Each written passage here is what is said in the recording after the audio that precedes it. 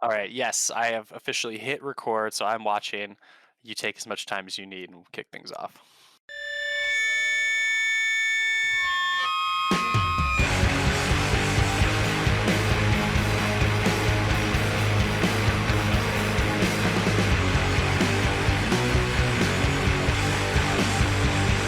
Hello, everybody. Now, whenever you're listening to this, bear in mind that we're a little bit unstuck in time on this, mainly by design. I kind of don't want to engage in the hot take economy uh, on the terms everyone else has. What I can't say is it's after the new year, as of this recording. The musician MF Doom has passed recently, an amazing musician. Uh, and I feel like we would be remiss if in the future we didn't go over some of his work, given he's been a prolific, out of the box DIY thinker. Uh, and it's been interesting learning a lot about his process and also his sort of need to push his self out of the image. It's one of the few good things you should emulate in this podcaster's humble opinion. I Yeah, am I was. I'm Michelle Perez. I'll get back to you, dog. Uh, this is working on it. I'm joined with my buddy Jake and Eliza Gager. Uh, what were you saying, man? I was just thinking about Doom. In considering recording today because it's the first time I've wanted to bring up something timely. Um, it's a bummer. It's a a guy who made an entire influenced an entire almost spectrum of that art hip hop of just rapping of just rapping really without anyone really ever knowing the dude's real name, Daniel Dumile, and lately unless you looked it up, right? Yeah.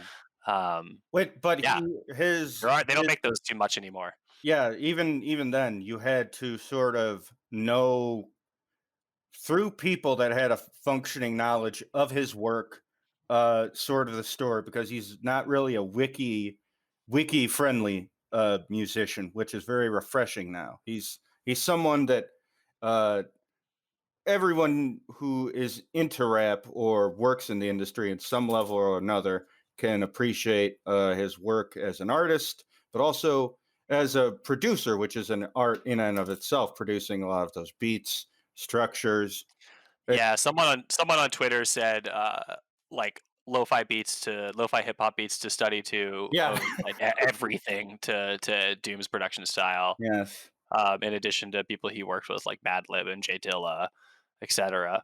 Hmm. Um, yeah, it's a guy who, even if you aren't familiar with his work, you would probably hear his rapping and be like, "Oh wow, I've heard something like this." Mm. Um, and Yeah, yeah. you would That's know that person was a Doom. He's your favorite rapper's favorite rapper, yeah, essentially. to everybody, to a lot of Most cats. most people made a point to say, in their words about him. Earl Sweatshirt said one, which was that, he's laying out instructions for you. MF Doom wants you to do maybe what he does, but on your own terms, which is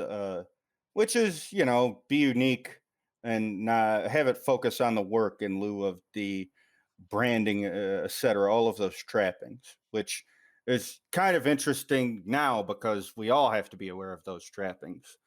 With that, as a little bit of a segue, we are going into a story, a narrative. Uh, Eliza has to regale us with after we were talking about VTubers.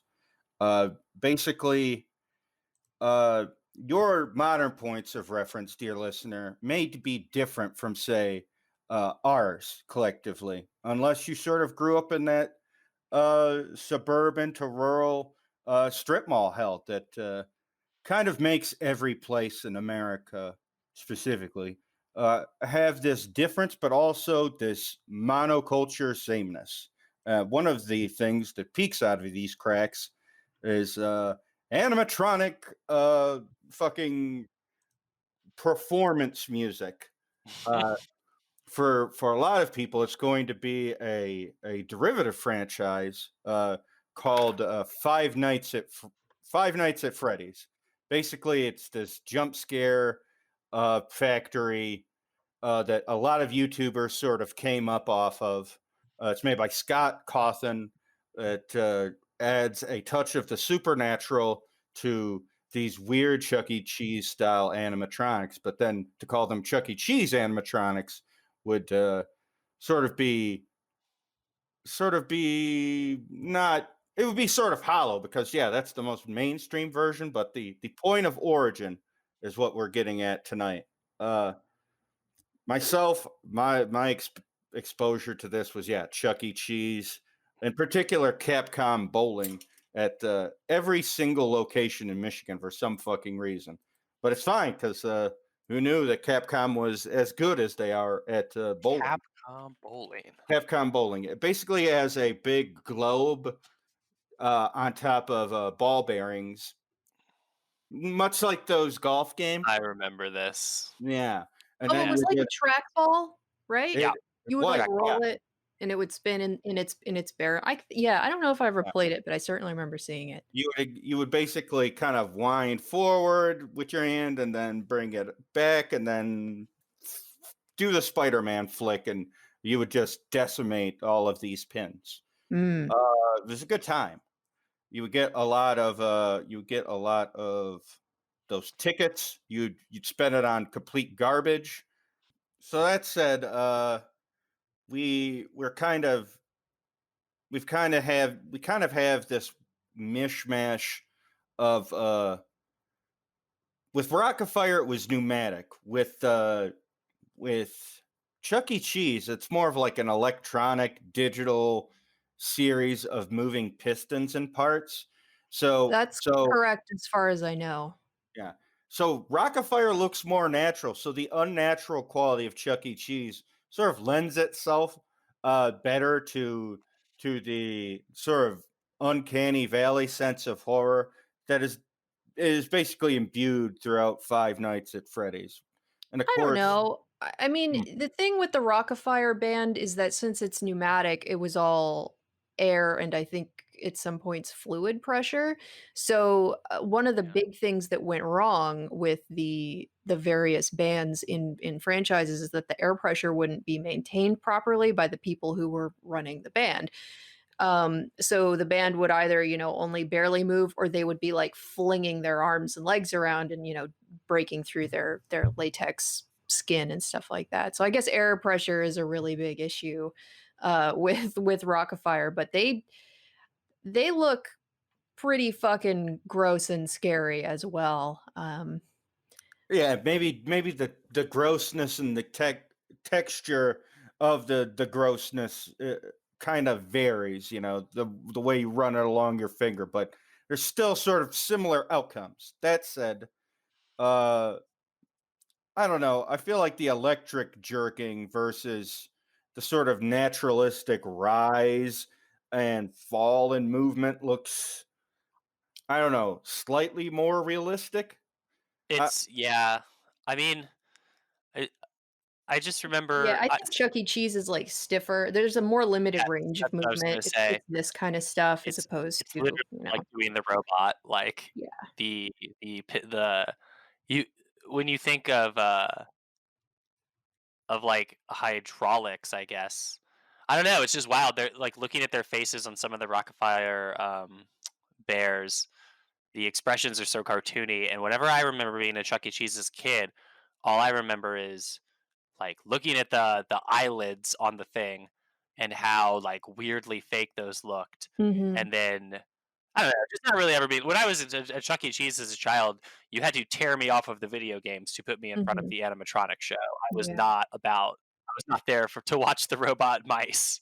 Eyelids is Um, something that gets brought up a lot specifically, by fans, and there's a bit in one of the Aaron Fechter, videos where he mentions it to someone who's interviewing him because the interviewer says, "Ah, I remember that sound, the eyelid sound," and Aaron Fechter says, "Yeah, that's something that people really paid attention to," and I guess one of the, sweeping changes they did to the franchise at some point was to change the pneumatic pressure to make the eyelids make less noise. Like that was one of the big changes that they made because it either you're a weird kid and you become a Rockafire fan for life because the little bell that goes off when you're playing Sonic the Hedgehog that makes you a Sonic weirdo for the rest of your life. Sometimes you're in Rockafire Pizza when that happens. Um, but some of those kids really thought that the eyelid noise was good, and then everyone else, normal people, were like, "That's terrifying." So they changed it at some point. But yeah, it's a thing. So I mean, where do you want me to start with this? Because this is kind of my baby. Well, okay, so just we're I think. Oh man, this is weird. It's going to be the first time I kind of think of this in an interview capacity with you, Eliza. Uh, fuck. When did you first get fire pilled, as it were? When did you personally begin Yeah. your pneumatic journey, Well, your animatronic sort of uh christening?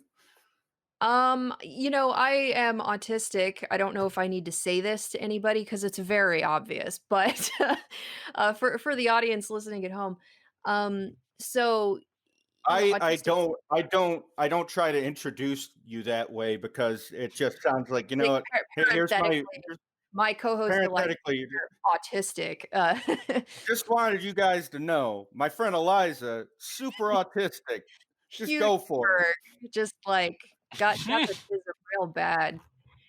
Um, so I mean, Shooting your fingers off Yosemite Sam style. exactly, yeah.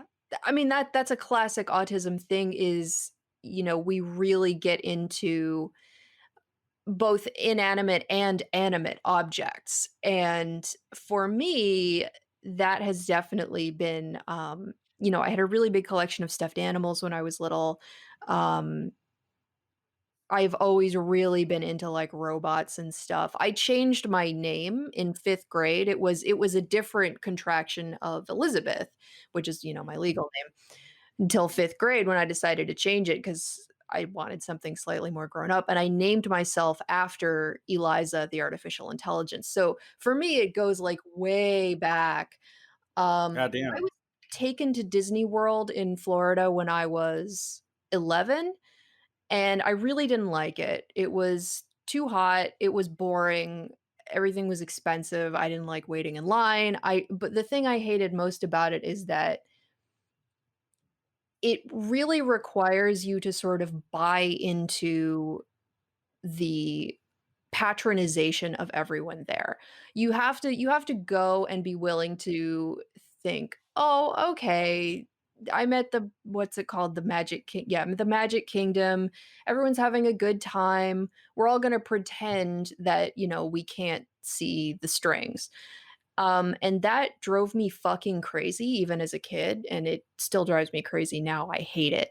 Um, but I did like seeing how stuff worked. I think we went to the Jungle Room and, Pirates of the Caribbean and all of those that have animatronics and stuff and, like, Tableau and the sets and things like that. So I really enjoyed, like, the craftsmanship that went into this stuff.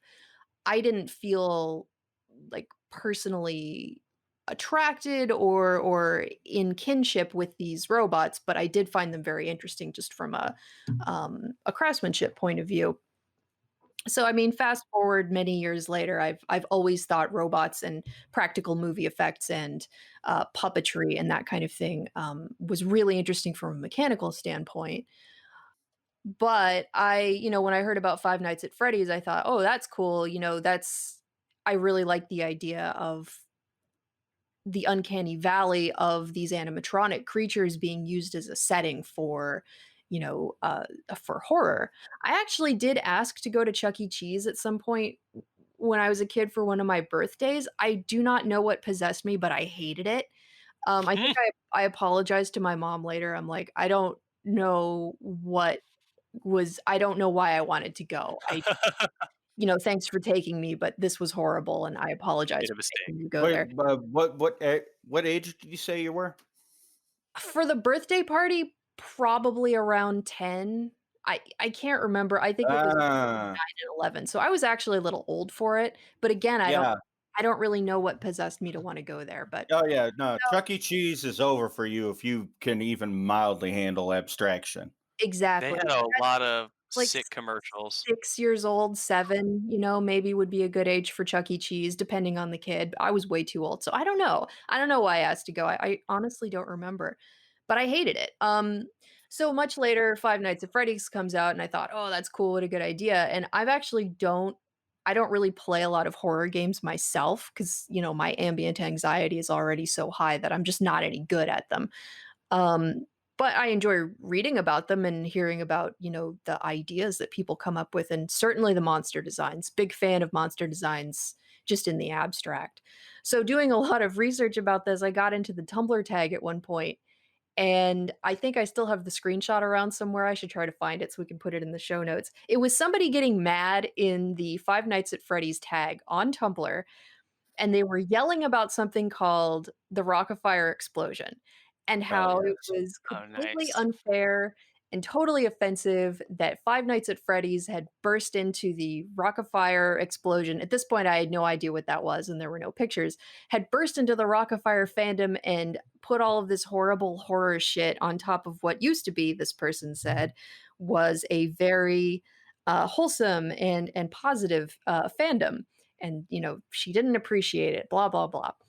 So I thought, what the fuck is this? What is Rockafire pizza? What is showbiz pizza? And I grew up on the West Coast, so we did not have this. We had Chuck E. Cheese, but there were, as far as I know, there were no showbiz pizza locations west of, I don't know, the Mississippi maybe, but it was all east and sort of central North America. It's they're just as a little aside. This isn't as baffling to me. Maybe coastal listeners, you're like, what the fuck is this? Uh, Animatronic, sort of restaurants, big Midwest staple. Midwest and the South, they fucking love them. Mhm. But yeah, if you continue, if you would. Um, So, I mean, that was the second thing I found out is that it just wasn't a West Coast thing, so there was no reason for me to have ever heard of it. I think Mm. the West Coast considers that kind of thing to be déclassé, like, if you tried to take a kid from San Francisco to Chuck E. Cheese, they would they wouldn't really get it. We're not big on amusement parks here. There is Disneyland, but that's only in California, and it's more of a tourist destination, like, locals don't really go that much. We don't really have medieval times, we just don't. No, it's a no fun zone pretty much, like, people, like, go hiking and shit instead. Anyway, so that sent me down the rabbit hole of, like, looking all this shit up, and I discovered that in 2013, I think, um, let me double check my date here. Yeah, 2013, which I think was around the same time that Five Nights at Freddy's came out, or maybe a little bit before. Yeah, Five Nights was 2014. There was an explosion at a warehouse in Orlando, Florida, which appeared to be um, a hydrofuels big explosion. So somebody had been working on alternative fuel projects and it had blown up, which, that also piques my interest for a lot of reasons, starting with it's very funny. Yeah. And Jesus I Christ. I I found just out want to point out, so there was an actual explosion in addition to the band show being called the Rockafire correct. explosion. Yeah. It was It was a quite a large explosion too. I mean, people were concerned. This is, Yeah. post 9/11. Oh Turns my God, I'm imagining the Homeland Security agent just like there's been a rocket fire explosion, sir. Oh my God. right. He's like, "Oh, yeah, I remember that band." "No, a Rockafire explosion. Explosion." I'm sick of the Alright, fucking double the only time I'm gonna entendres. make that joke, that's it. There, yeah, we got out of our system. It was the same guy. It was the same fucking guy. The hydrofuel explosion was the guy who did the Five Nights at Freddy's, original monsters. And those guys, Rockafire, I think predates Chuck E. Cheese a little bit. We'll get into that more later. So that was it for me. Those were I can't resist information synthesis when you got those 2 little things and there's a line which there's nothing like it. There's nothing like it. So that was it for me. I was like, "Oh, I'm gonna learn everything about this." And, I've done my best. I'm sure I'm gonna leave stuff out. So yeah, this dude, Aaron Fechter is his name, and he is a primetime boomer. He was born in 1953. Um, and he's been like a mad scientist his whole life. He started out like his first big thing was not inventing whack-a-mole. He's very careful to say, "I didn't invent whack-a-mole." He's always, which I appreciate about him, he says, "I had a guy come to me having gone to an arcade in Japan and said, 'I saw this thing there. Do you think you could recreate it for American um, audiences?'" And he says, "Sure." So he sort of independently invented whack a mole based on, I guess, a description that someone had brought from a far off land, which is delightfully uh, classical explorer type shit to do, quote unquote explorer. So he's the whack-a-mole guy, and unfortunately, that patent was stolen from him in a sort of hijinks that was probably illegal.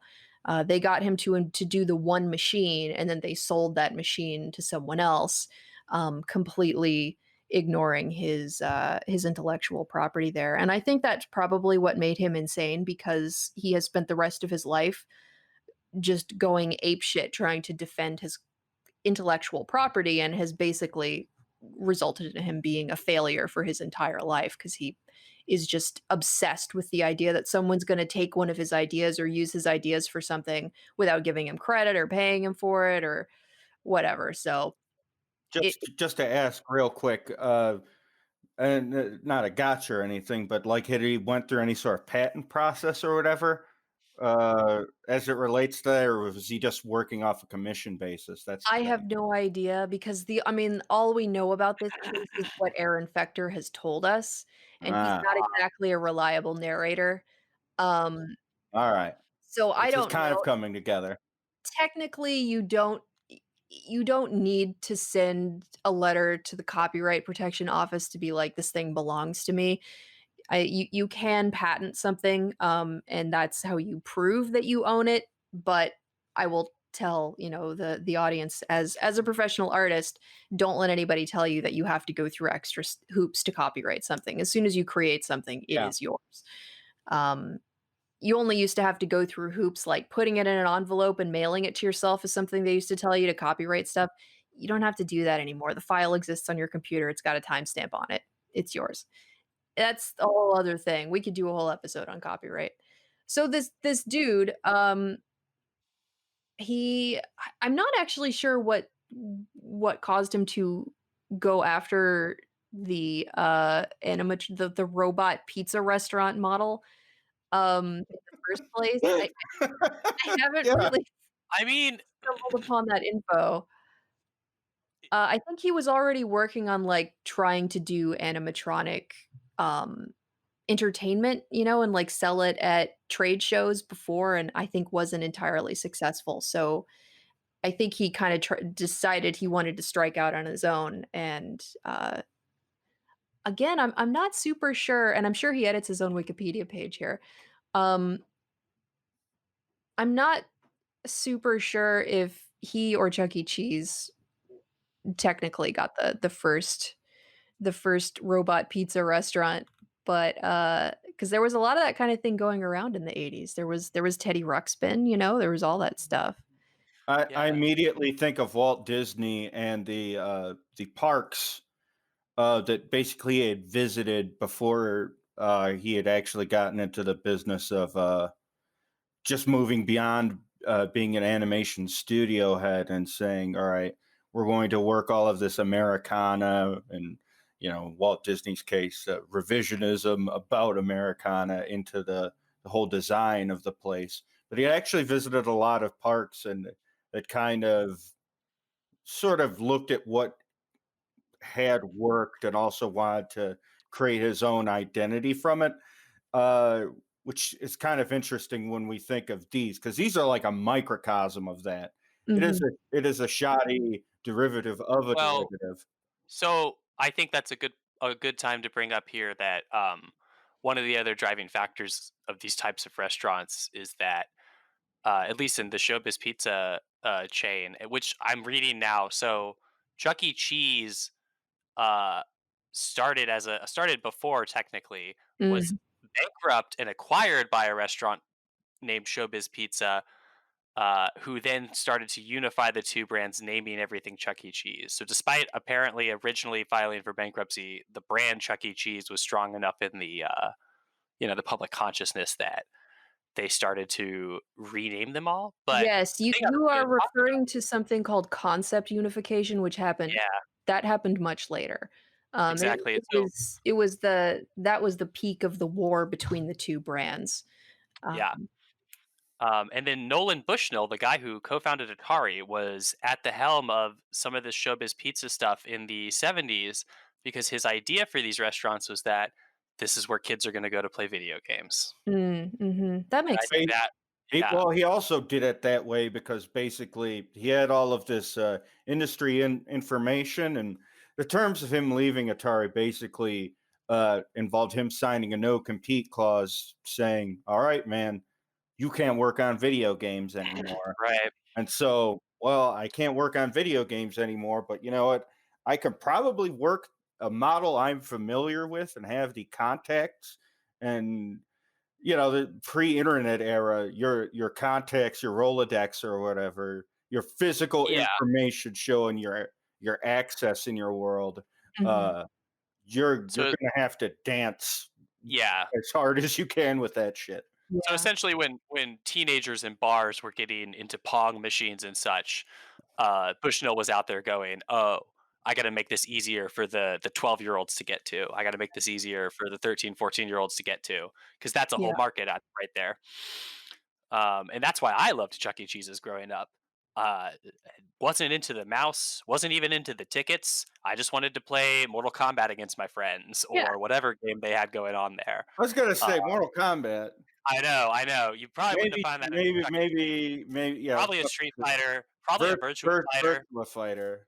Mm. Yeah, something without the blood. Um, Yeah, but my dad used to take me to one of the few remaining arcades in the town where I grew up. I used to stand on a milk crate in order to reach the buttons because I was too little. They'd get me my milk that's crate. that's the stuff. Yeah. Yeah, it was I feel great. like those are the formative gaming experiences that people don't get these days. Yeah, my favorite game was So Rampage because I loved the monsters and I loved that it had a woman in it. It was one of the only games in the whole arcade besides Ms. Pac-Man that actually had a female character that was playable and that was not like fucking Dragon Quest. Is that the name of that? Oh, Gauntlet. Liz did not have big reptilian titties. No, you She's never just even a saw big her titties. She just was a only big as naked as Godzilla all of the other stand-in. monsters in the game. It was good shit. Yeah, Plus, she was yeah, named no, Liz, So, Rampage was a super great game when you're a kid. That's just like that just defines video games. You just see those monsters yep. blowing buildings up. It's so simple too. You scale the building, you knock it down. It's just great shit. Hmm. I could go on and on about Rampage. So, yeah, so Aaron Fechter, he graduates in 73. It was the middle of the energy crisis. So right out of high school, he was already thinking, I got to solve the energy crisis. It's up to me. Oh my god. This He follows graduated him. in Edgewater, High School in Orlando, so he's been a Florida man his whole life, like, he's just been in Orlando his whole life, which is crazy to think about, it explains a lot, though, if you've ever I been was to about to Orlando. say that It is the given his place, given his eccentricity, that doesn't surprise me. yeah. So he started the hydrofuels thing way back then and founded his company, Creative Engineering, in 75 specifically for that, and I guess, he went door to door trying to sell his inventions like out of a briefcase, and he came up with this thing that collects leaves from swimming pools. I don't know if his invention was any different. He called it the leaf eater. I Okay. don't know if it is any different than what the pool cleaners that we have now, or if he has that patent or what. But I guess that was when he was on the doorstep of somebody who said, "Hey, can you make whack a mole?" So after Oh, that, he started doing with the help of his father, he was invested in by his dad, classic story. he started doing the animatronic stuff and showing it at the IAAPA shows, and that's the International Association of Amusement Parks and Attractions. So those are the trade shows you go to with your weird robots when you wanna sell them to, Disney World or Six Flags or whatever. I guess Disney World does all their stuff in-house, but you know what I mean. Yeah. So that's I guess he developed, his first animatronic band, and he got some awards in '78 at the trade show, and then that led to the Rockafire Explosion, which is the name of the band, as distinct from Showbiz Pizza, which is the name of the restaurant the band plays in, apparently. It's not all Chuck Right. E. Cheese like the Chuck E. Cheese brand. And then I guess Showbiz picked him up and picked up the band for that, and that's how he got the band into Showbiz Pizza. Something that is interesting to me about Aaron Fechter that I actually really identify with, and he's a horrible man, so when I say that I approve of something about him, let it be known that it's an exception. But one of the Mhm. things that I find interesting and identifiable about him is that this man cannot draw or design an appealing, friendly, interesting, child-friendly face to save his life. He cannot design anything cute. His monsters are disgusting. They're like I the first time I saw them, basically there's a Sid and Marty Croft. Am I saying that right, Jake? I think so, yeah. Yeah, these guys would create these weird Hanna-Barbera sort of dancing, singing animal guys in suits. And the Rockafire explosion is basically a step removed from that. They're basically they're that there's like Hanna Barbera, the Rockafire explosion, right? But put human skin on them instead of fur, Yeah, and it's like then to me, hairbrush color and of features on the imagine human skin. mhm, if Yogi Bear was staring at you in the face in the flesh. mhm. Like, But that's instead of, it No, like, it having imagine it if wouldn't actually light-colored look like a fur. cute cartoon. Yeah, it's disgusting, and they don't I mean, I've always imagined Yogi Bear, the light-colored patch on his face, and that's true of a lot of I mean, Yogi's based on, like Steamboat Willie type cartoon Sure. illustrations that we've had since forever, Very but simple. I don't imagine that the light-colored places and we had an argument with Eli about this recently, remember? I don't imagine that those faces and hands and stuff that are light-colored, they're not bare skin, they're just light-colored, No.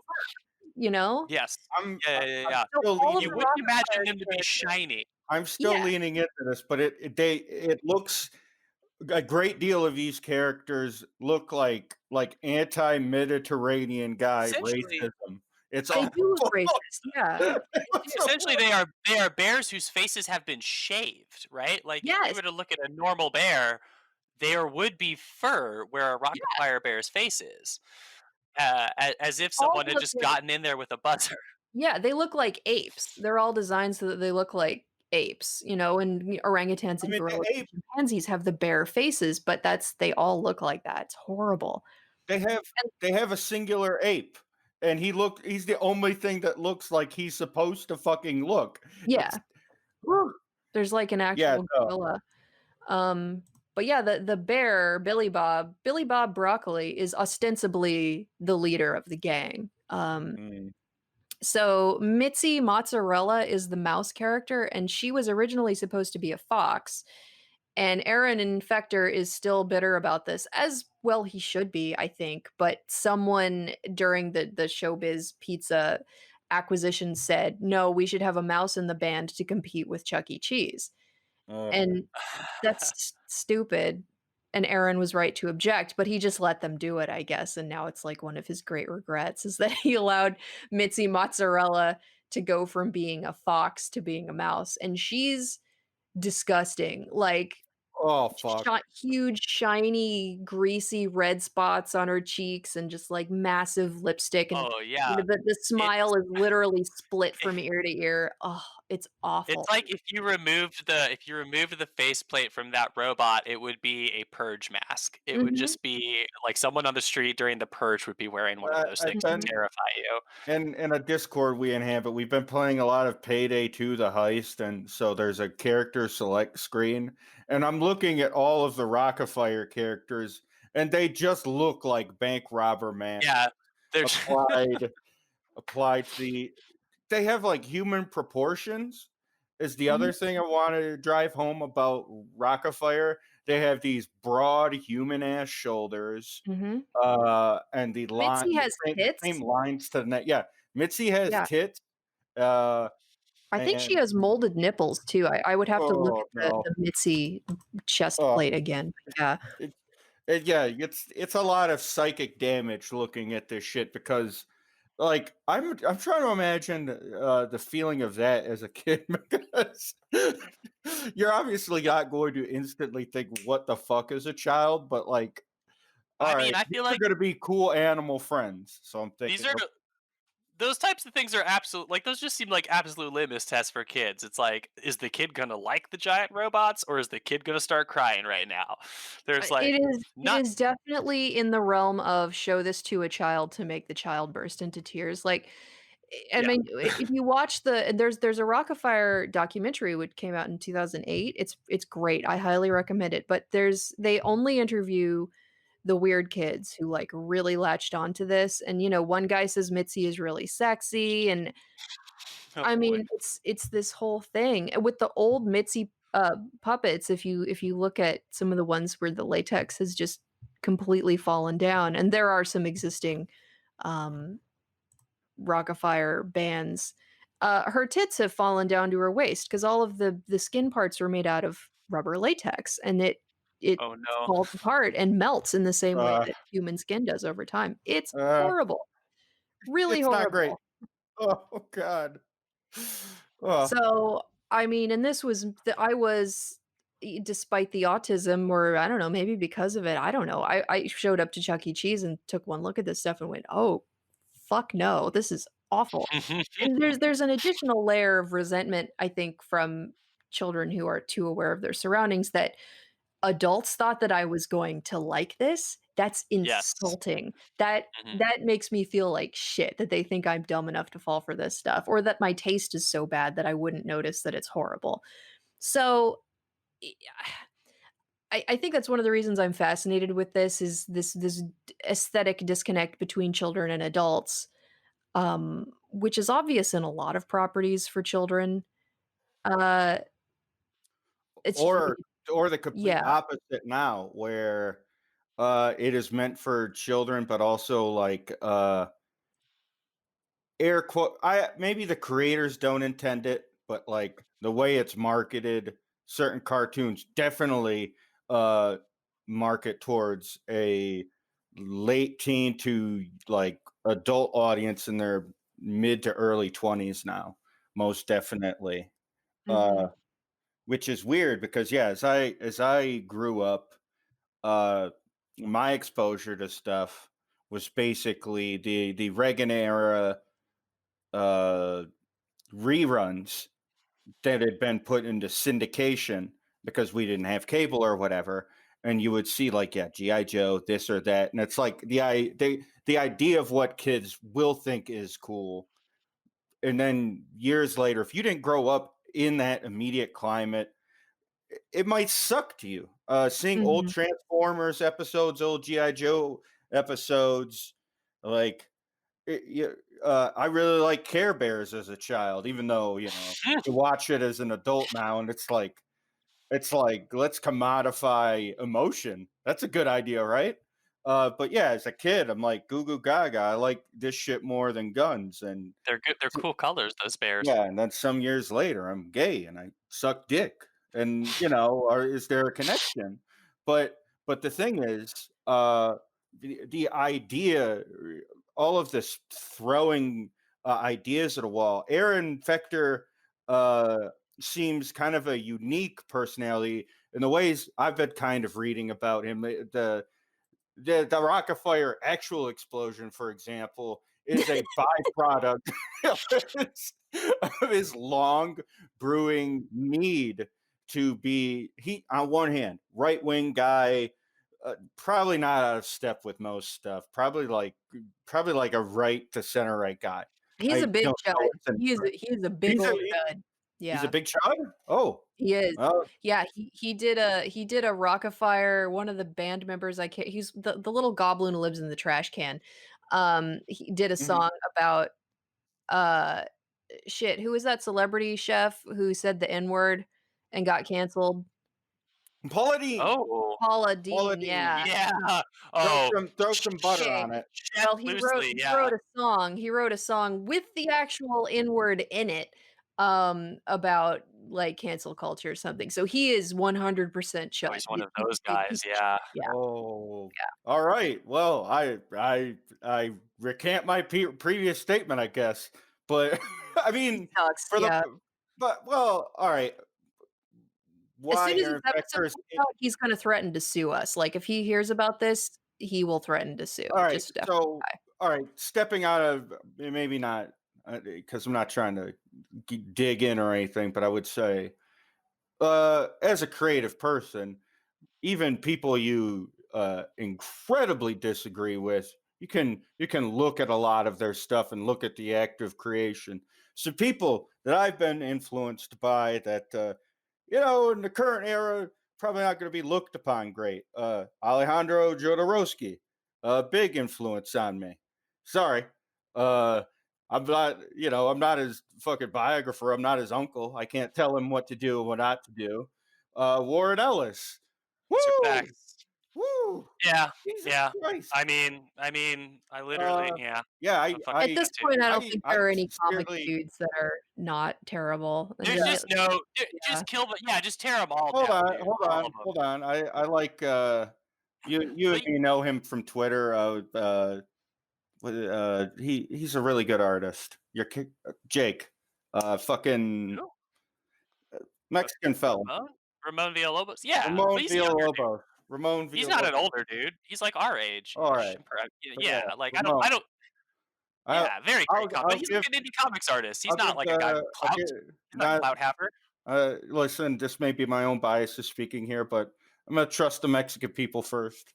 Yeah, Uh, absolutely. so, but I mean, not always. If you know a little inside baseball, but that's a whole other thing. But for the most part, I'll give you a little tip of I'm the hat. just yeah, I'm prepared to say like whenever I find myself noticing that I enjoy the work of another artist a lot these days, especially, I just find myself prepared to Yeah, understand that that's not like that they could be yeah. not a great person. Oh yeah.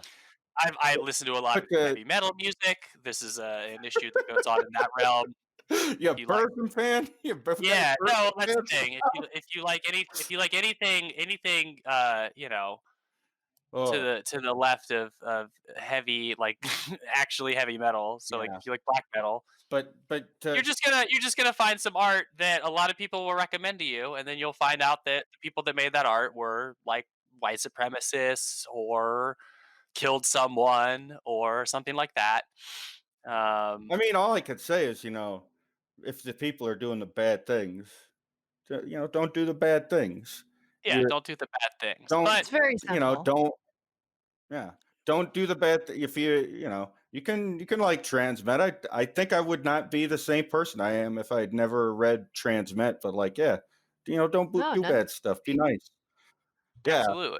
Uh. I mean, And and we're still doing an episode about Aaron Fechter here there, today. yeah, that's We're not what. here Thank you, to baby. blow up his scene. Yeah, yeah. Uh, So yeah, to that point, Aaron Fechter like couldn't be nothing but a man of contradictions. Now, as I know, full ass chud, but also very big on alternative energy. So much so to the point that one of the early failed energies, kind of reading through one of these, was hydrillium. It That was the one that basically blew up. that was the He one that so blew up. This was yeah, like that is still in development as of 2013, and I think he's still working on it. I've read some articles about it. It sounds very fucking promising. I mean, if they can get it to stop randomly exploding. That's really the secret with every major development in fuel technology is how do we get it to stop exploding randomly? Right? Even nuclear. It's like, Yeah, Every "Oh, this rules, except sometimes." well, sometimes. no, it also depends sort of on the safety and the rigor in which the testing gets done. Like, I think of Elon Musk, whatever I think of explosions, I the mean, current era. Jesus Christ, how much money has he thrown away and blowed up rockets? But the thing is, like, how much of it is him playing it fast and loose with regulations, or the methodology in which it's being done? Is it being made on the lowest, bottomest of dollars, budget wise? Because you remember, you have to consistently do this, and Man, I'm gonna say NASA budgeting even was a lot of lowest bidder parts and shit. But I it's the found a outcome. found a website that we should all click on. Hell Oh yes. my god. I oh, What? please tell me he made the site. It's It gotta has to be be him. him, right? Yep. It's gotta be him. Has to be him. I'm gonna Yeah. who is this URL right now. Somebody describe what we're seeing here. Alright. Okay, so Eliza linked us in the chat to carbohydrilium.com. I opened it fully expecting to see a scientific website. Instead, Nope. it is apparently a menu of Southern Breeze's five-star dining choices. It's not clear that this is a restaurant, but there's 5 items: a hydrilium-fired burger, a hydrilium-fired steak, a hydrilium-fired salmon, and a hydrilium-fired dinner frank. The Um, So, hydrolium fired salmon is in a pile of what looks like canned green beans. Oh, so is the steak. that's right. God, that is Yep. American Yep. cuisine. Those are um, absolutely, I think that might be the same rice and green beans used for the steak and the salmon alright. photo. All the You're right. fixins are bad, but all the fixins are bad, Be but sure to put this in the show the notes. hydrilium fired steak, not going to lie, kinda cautiously want to bite into it. Oh, I Look, would eat any of these I items. would I'm eat it, hungry right yeah. No, I'm now. not Yeah, straight picky. up. So Give there's me a the link on hydrilium. the front page to comment cards from customers who have tried hydrilium, registered trademark, fired food. Every comment card has been posted. We have not just posted the quote unquote good ones. Food Credit item you for. ordered, burger. Your comment, excellent, I think with an A. Cooked perfect, cold Cold beer, beer. period. Yeah, cool, dude. Some of Uh, these a lot of these have the no, same burger, same and then the next one handwriting. that says burger and hot dog, same handwriting. Yeah, I was just about to say. I wonder how much of So these have the same handwriting.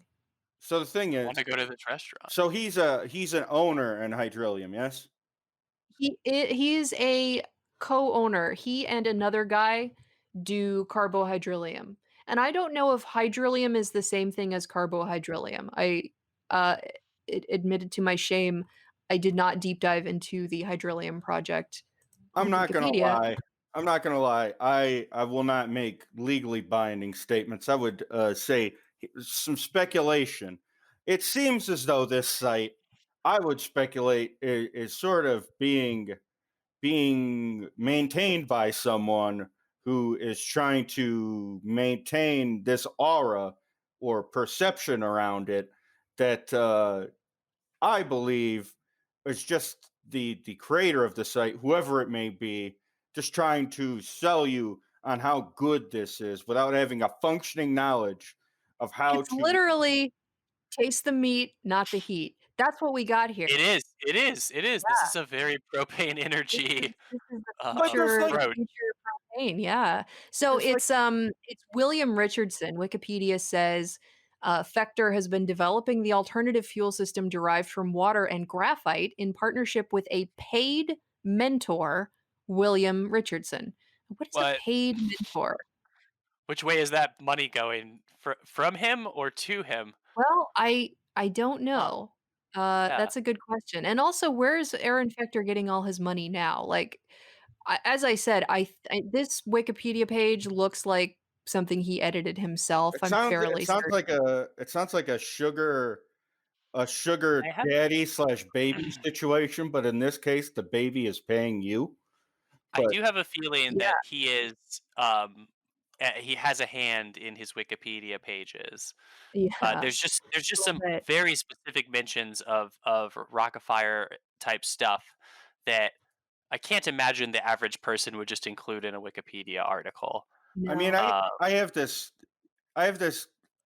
uh, fucking harebrained observation, but I think of any time, basically, I forget the word for it, but basically, I kind of have this neurological thing where uh, I maybe have some really bad short-term memory, but I have very, very, very, very good long-term memory and specific memory.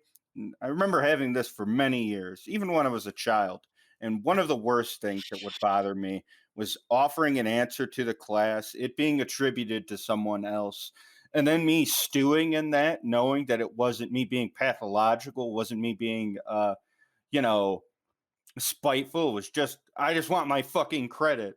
And I think you have to sort of step back and not over personalize everything in a way. I mean, it's not to say you shouldn't assert yourself, but it's like give a primacy to certain things, you know. You would assign a weight to that if it were something important, if you were losing money or you were being sort of dashed out of a creative prospect. But like for this, it seems like he was working on so many things that were things other people were working on and in that same sort of wheelhouse where it's malleable who did or did not create everything. Mhm, It, for a specific subset of right-wing dude and creator, they are like, no, no, by God, you will have to call a SWAT team because hydrilium will cook your steak and it will inflate your tits. mhm. Okay, mini mozzarella, Mitski mozzarella. I was what it's another thing I gotta say I identify with Aaron Fechter about. This guy just wants fucking credit. He Yeah, came up with a lot of this shit. He did the work. seems to be. He got money from his dad, okay. But he really is doing the fucking work, and there are so many interviews with him, and he's very active on YouTube to his detriment, and Twitter. Um, he's gotten into some really stupid drama I will get into later, but Ooh, a Star of David. he does design and make stuff. He really does, he does the work, and I Right. understand being incredibly sensitive to, "No, actually, that was fucking me, I did that." Even if other people were working on something that became more popular later, I was the guy, I was there doing it. Like, I get it, and I can definitely kinda see a little bit how that might drive certain people insane. He has kind of this history of, like, he's always a little bit of the underdog in terms of technology development. Like he's never hit, Elon Musk. And Musk is not an inventor is the other thing is Fector, as far as I can tell. Yeah, he stole a lot of ideas from employees and stuff. It does seem like, but a lot of the stuff he was doing on his own, and hasn't really gotten the reputation that he possibly might even deserve about it. And I'm sure he's bitter. His Twitter is a mess. It is a fucking mess, and it's just twitter.com/rockafire. Yeah, Uh, it's very random and scattered. oh, yeah, here he is right up front, top post. He wants to talk about being Jewish, even though he is, as I said, very much a chud. So, I don't know if he's like an Israel guy or if he's just shit Well, posting. I can't speak in the first person, but there's a specific sort of Zionist that has liberal trappings, and then there's the right wing person where you're ostensibly like an evangelical who thinks that the Star of David is really cool. But Especially in Florida. This is very much a Florida thing as well. yeah, Oh, yeah. And, I won't speak out of turn on it, but that's where my mom grew up, and it's just a cultural thing. There are a lot of conservative Jewish people living in Orlando, hmm so it's yeah, it's a thing. yeah, uh, yeah. That's the thing. I think even when I've been personally involved in fucking uh, um I don't know. I wouldn't have called it like culture war or whatever. Yeah, it's not that weird for eccentric creators to have very punctuated political beliefs that they sort of wear on their sleeve. Because honestly, for the most part, I think just being on social media, uh, in the hour count that a lot of people are, a lot of politics is sort of affectation.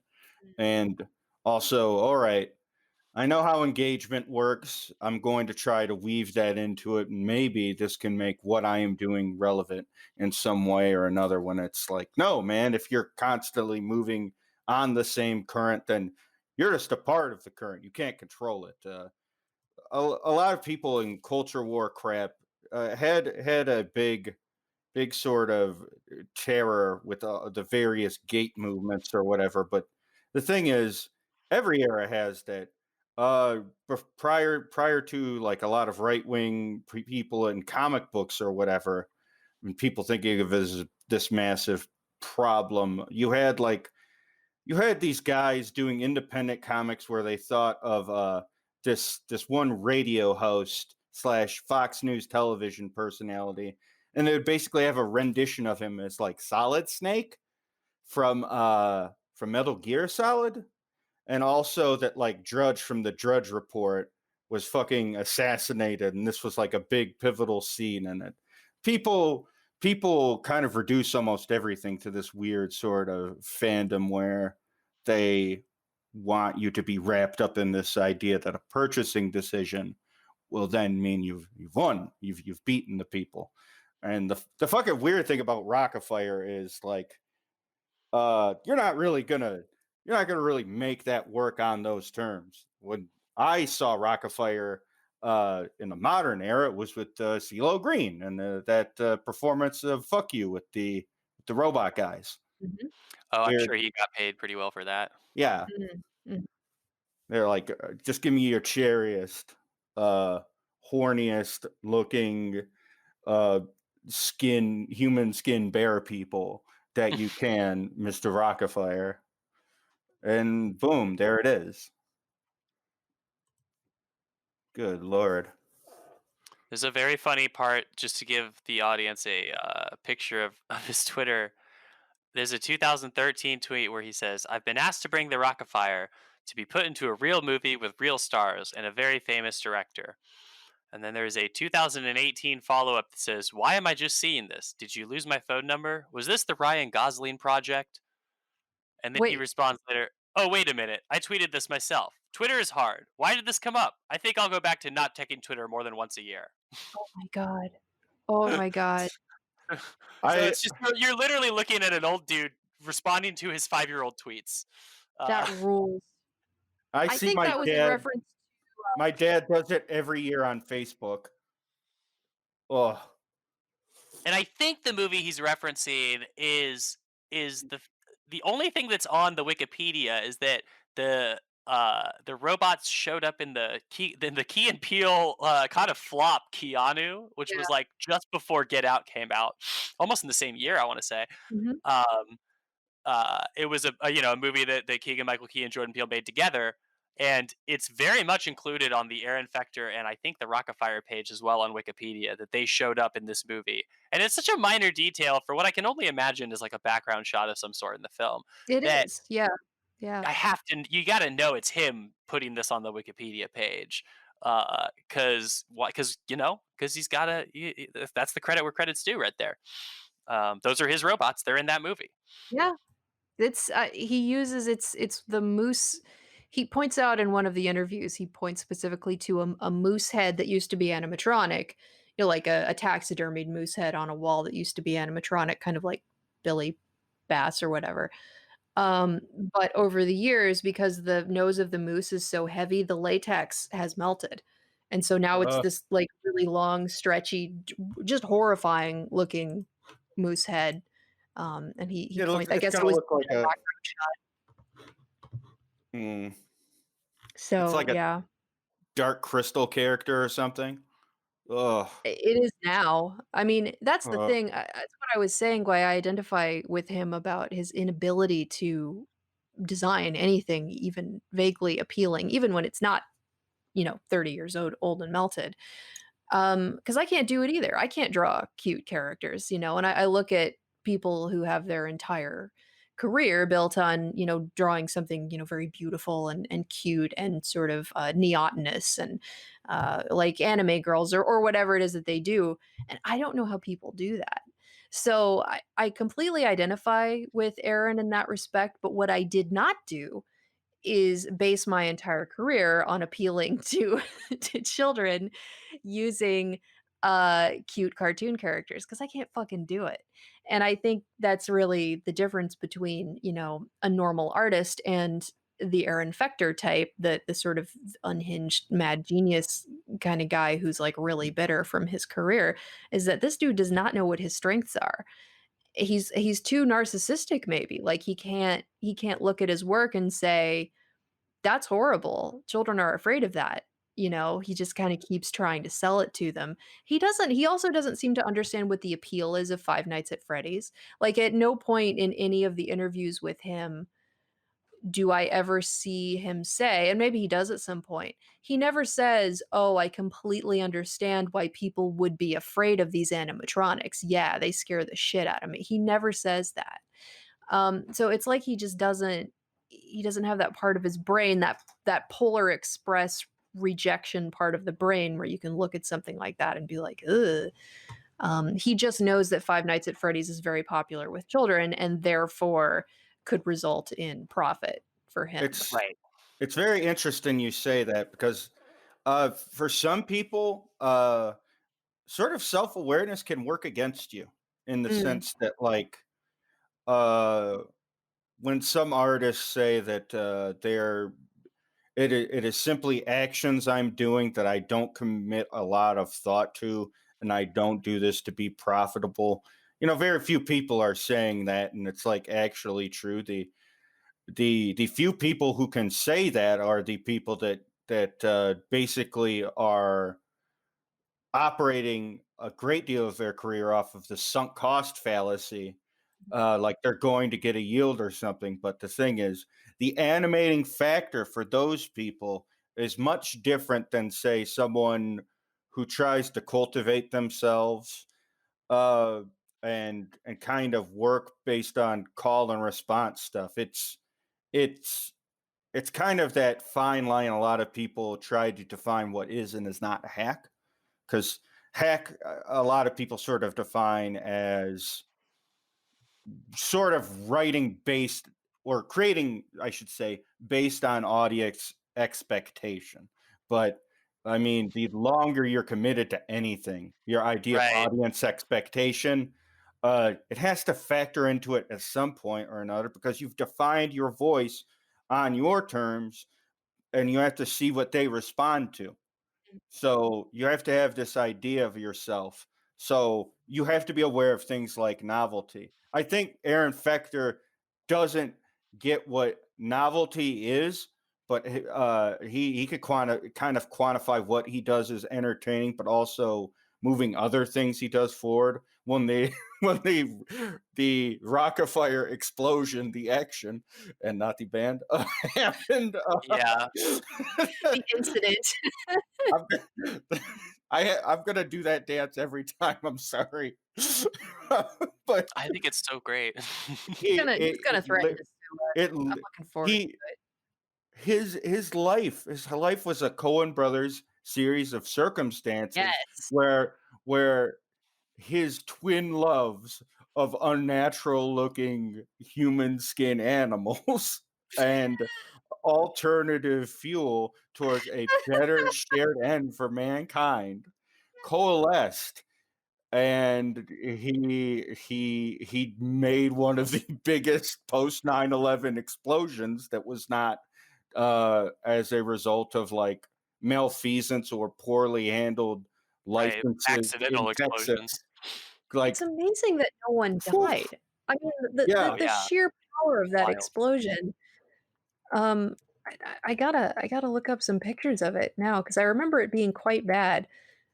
the Um, Rockefeller crater. Fuck. Oh God. Oh, There's really a commitment to this guy really just kind of just sticking to. I mean, it's like he's never been employed by anyone else since he was, probably like 18 or 19 or whatever. Like short of getting his stuff into the Showbiz Pizza restaurants, like everything he does is under creative engineering, Rockfire Explosion. I made all of this stuff. It's Mhm. all done by me. Even to this day, he sells like premium video access to to what he's doing, what he's up to. And I'm assuming there's enough people that he can, keep this up. But if you go to his website, there is a insider video club, and it's I was like you mentioned earlier, like what is he even doing these days to make money? Apparently, it's this, and he even says I lived my dream to my 20s. I went big and achieved it. I continually share this excitement and experience with you, the viewer. He's pretty much saying like I'm chilling, like I think I don't need to make he's that much money. he's lying. having I known, fair. first of all, I mean, just his interviews and shit based, like, compared to what we actually know about him, he's so full of shit. This is an interesting incident actually. There's a YouTuber named Carpetbagger, unappealing name, but he does a lot of interesting tours of various things like abandoned amusement parks that are just sort of holding on by their fingernails, stuff falling apart. He's also done the trade show. He did a really good animatronic trade show YouTube that he just went around and looked at people who were building stuff for like haunted houses and shit, which is cool because I love the horror based animatronics because you can really lean into that uncanny thing. It doesn't matter if they look appealing to children, they should look as horrible as possible. So I kind of was aware of Carpetbagger, but he did an interview slash tour of Aaron Fechter's warehouse, and Aaron Fechter just like glommed onto this guy and decided that, this was going to be the dude who hauled him out of obscurity.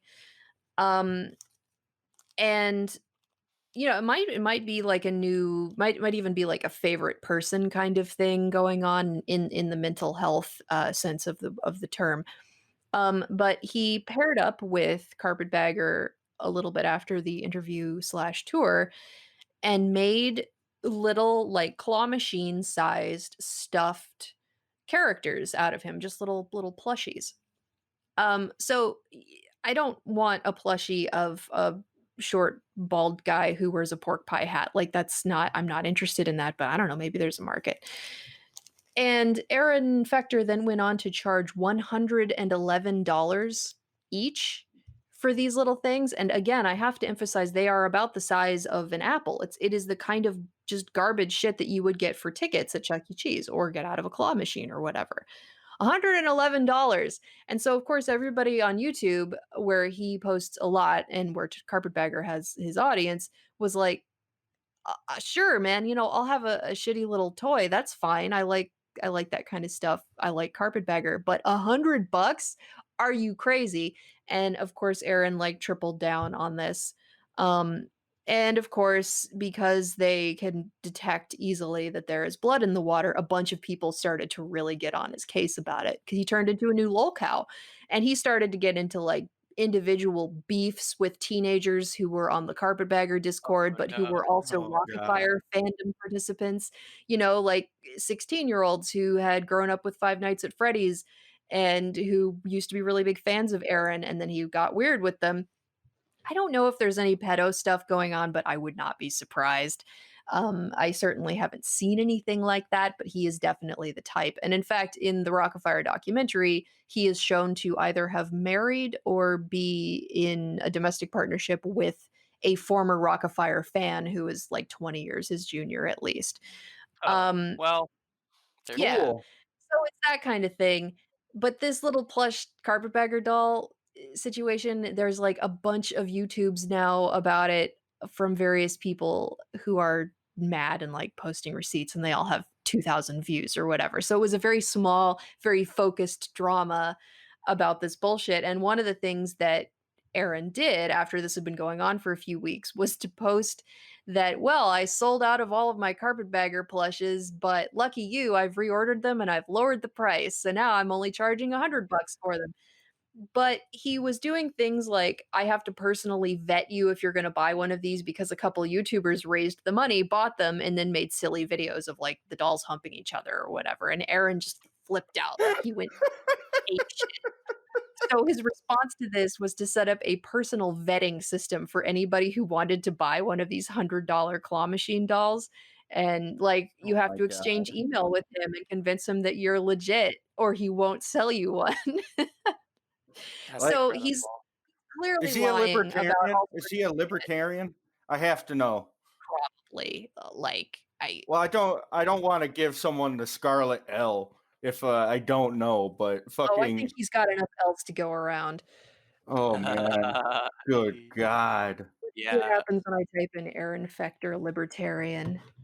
I'm on, Um, so I'm on the store because I wanted to see when you mentioned he was selling plushes, I just went to check out what that was like, and every single plush, because he does make them for his original characters, over $100. mm, That's, easy.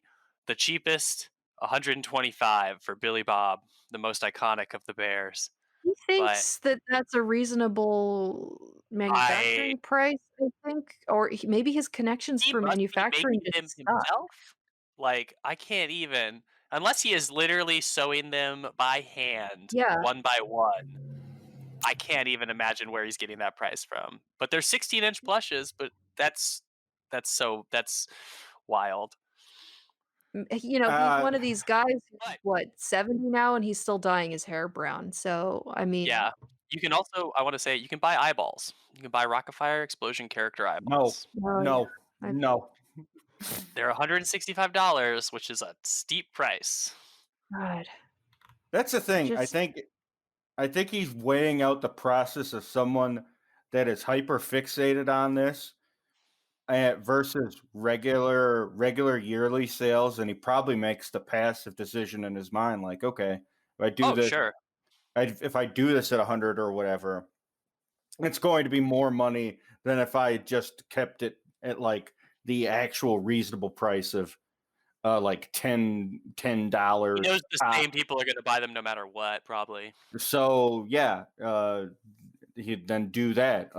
And it's also especially telling that, yeah, he tripled down on the one thing, probably raised the price.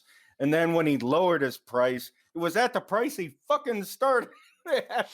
he's lying about selling out. I mean, this is this guy is from the fake it till you make it generation, like Oh, sure. boomers who come from this sort of self-made man archetype, and there are a lot of them because it used to be possible to just show up and bullshit your way into a successful career. You used to be able to do that, and to a certain extent you still can. I mean, you can make a YouTube channel or whatever. You can, but You can start a podcast. Uh, mhm. um but so I think that he probably considers that kind of thing just marketing. Like that's just those were the rules. He was a powerful 1980s businessman. You can see the logo for creative engineering, which he definitely designed himself on the Gizmodo and Hackaday links that I sent. Oh The Lord. creative engineering logo is amazing. It's like a cyborg dude on a gridded background. He's like shooting lasers out of his eyeballs, and like Oh part of dear them, God. yeah, Aaron Fechter definitely drew that. So that explosion, the pictures of the explosion are shocking. It's amazing that no one died. Um, but I guess it's Oh, yeah. because he's alone in this warehouse all the time. There's nobody in there anymore. And that's why no one died because he's completely alone. It's it's horrible to think about. I Um, mean, that it is the narrate or it is that narrative of a certain type of creator though. Like even if they're borrowing from their own till to throw it like into the donations cup to just give the impression of actually we're making a lot of money and we're having a lot of new unique users or whatever, which is definitely a thing in right wing circles, especially online. A lot of people from those sort of like GoFundMe's or Indiegogo. Indiegogo is like their site because it's one of the few that won't kick them off. So basically, they'll do their culture war shit on their social media or whatever, but then they'll have like flat $500 donations from John, one word. Steve, one word. Right. Uh, and the thing is, it there's nothing really new era to era. It's just like the faculties with which we have to do these things. What I like about this sort of specific type of creator is like someone who kind of imagines themselves as hard scrabble comes from nothing, probably inherited wealth, and then uh, you've made something and you've definitively made a mark, and no one could tell you any different. We certainly aren't. But then your sort of commitment to making the thing that is clearly not cool, and not lean into the sort of novel aspect of it. I very seldom think of people in other fields to sort of do that, where they easily could. Uh, but God, like people in film, for example, film or music. Uh, Morrissey. Y- y'all ever hear about this guy called Morrissey? Yeah. Yeah, I heard All of right, him. all right, could sir. be could All right. couldn't be me. For the uninitiated, there's this band called the Smiths, and there was this tall gay man who kind of looked like a Fred Flintstone type, very large forehead, very caveman like in structure. Mexicans love him. No one knows why. And yeah, he hates Muslims or whatever, but he constantly talks about his music not getting enough radio play or this or that. And the thing is, like, you can't actually force anyone to like you, but you already have a wealth of things people like you for. uh your musical stylings, the lyricism in your old songs, the poppiness and melancholy of those songs. There are better bands like The Cure or whatever, but the Smiths do whatever the Smiths do. uh in terms of creators, you could say like maybe share some sort of kinship with Aaron, or do you think he's singular on his own, Eliza? I feel that Aaron Fechter is a type of guy. Mm, I really, I see his type. Elon Musk is like the obvious comparison, with the big difference being that, Elon is a fake. He's not a Yeah, scientist. He's just like a bankroller made all figurehead the money. type. Yeah, Whereas I think that even while I would guess that Fechter has probably stolen a lot of ideas from employees over the years, John Galt style, I also would consider him probably like a real engineer, a real scientist. I might be wrong about that. Maybe he's stolen all of his ideas, but I haven't seen any evidence or claims along those lines, and he does seem to know what he's doing. He's what you would call, I'm trying to think of, there are two sort of applicable Yiddish terms, the schlemiel and the schlemazel. I think the idiom goes that the schlemiel is the guy who spills the soup, and the schlemazel is the guy who gets the soup spilled on him. So in a sense, Aaron is a schlemazel type. Shit's always happening to him. He never gets credit for shit. Everyone knows who Chuck E. Cheese is. No one knows who fucking Rockefeller is. Uh, a really good example in the it's either in one of his warehouse tours or it's in the Rockefeller documentary, I can't remember which. He takes the camera crew to a room and he holds up this little thing that looks like a very smooth, small typewriter. And he goes on to explain that this was supposed to be a home computing device that set up, I think it was a peer-to-peer network that would allow people to send, telegraphic messages to each other from house to house. And he was developing this in, like the 80s. Um, and then email got big a few years later, like before he was able to do anything about it. And of course, there are always people who are involved in these projects that are always getting preempted. The Betamax was the classic example. Betamax was overtaken by VHS and is considered to be a superior technology by a lot of people. Um, and I've done that. I was working on a startup that was supposed to we were called gimmenow.com, and I Mhm. was I was the onboard graphic designer, and our entire business model fell apart because eBay introduced buy it now or wish lists or something like that. I can't remember, but it was one of those things where we had all worked on this, nothing as big as email, but certainly like a new technology for 8 months, and then one of the big sites just ripped the rug out from under us, and that was it. That was the end of the business. We all quit and went home, and that was it. And it seems like Aaron Fechter has done that over and over and over again, just putting enormous amounts of work into stuff. And now he has this warehouse which is full of rotting latex and Yep. robots and stuff. And he is so out of it that he is not even able to perceive this place as scary. You know? I think it's evidenced by the fact he never really moved. It's the one thing he didn't move on from. Right. Uh, like he will have all of Oh these yeah. anecdotal stories, but like at the end of the day, uh, you are the Rockefeller explosion guy, Yeah. and I mean, you're always trying not to be the he absolutely Rockefeller. owns that. He's a Professor Farnsworth type. Mhm. Farnsworth is never what's his Wernstrom, it's Wernstrom who's is Yeah. involved with all the successful He technology, hates and the even though actual good Farnsworth scientists. yeah, Farnsworth is a genius, he's just rotting away in his warehouse inventing stuff that nobody cares about, and Fector is, much less likable, but he's certainly doing he has a similar arc. Um, and he's desperately hanging on to And that's youth. He's desperately hanging on to relevance. He really does think that Rockefeller is gonna come back, that there's gonna be some sort of animatronics, uh, redux that he will be able to be on the cutting edge of because he never left. He's always been there. And I think he really Oh yeah. clung on to the Freddy's thing as part of that. There's a video of him doing a birthday Yeah, party Freddy's because is included. Mm.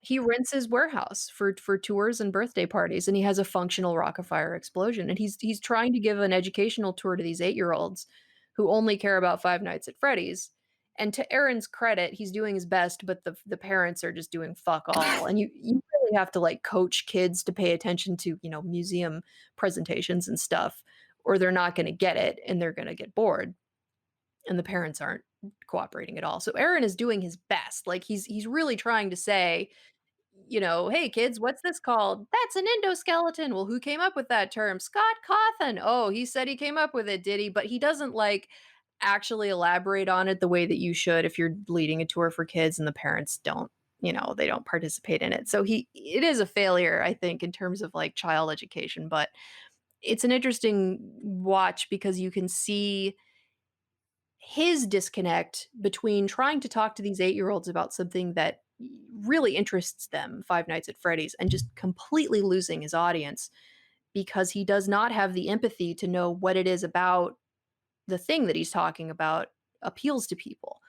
Um, Well, it's the same motivation that makes him go in and think he could kind of do what like a tour guide sort of person can do, where you can give an instructive talk, and you can have like didactic action. But the thing is also, oh hey, these are children. These are like we're just getting abstractions now. So you're trying to give a sort of talk about this thing when the big gleaming metal, those faces are completely dry, but because of the leather, these awful looking things have a sheen on them. and and yeah, you can hear something instructive, and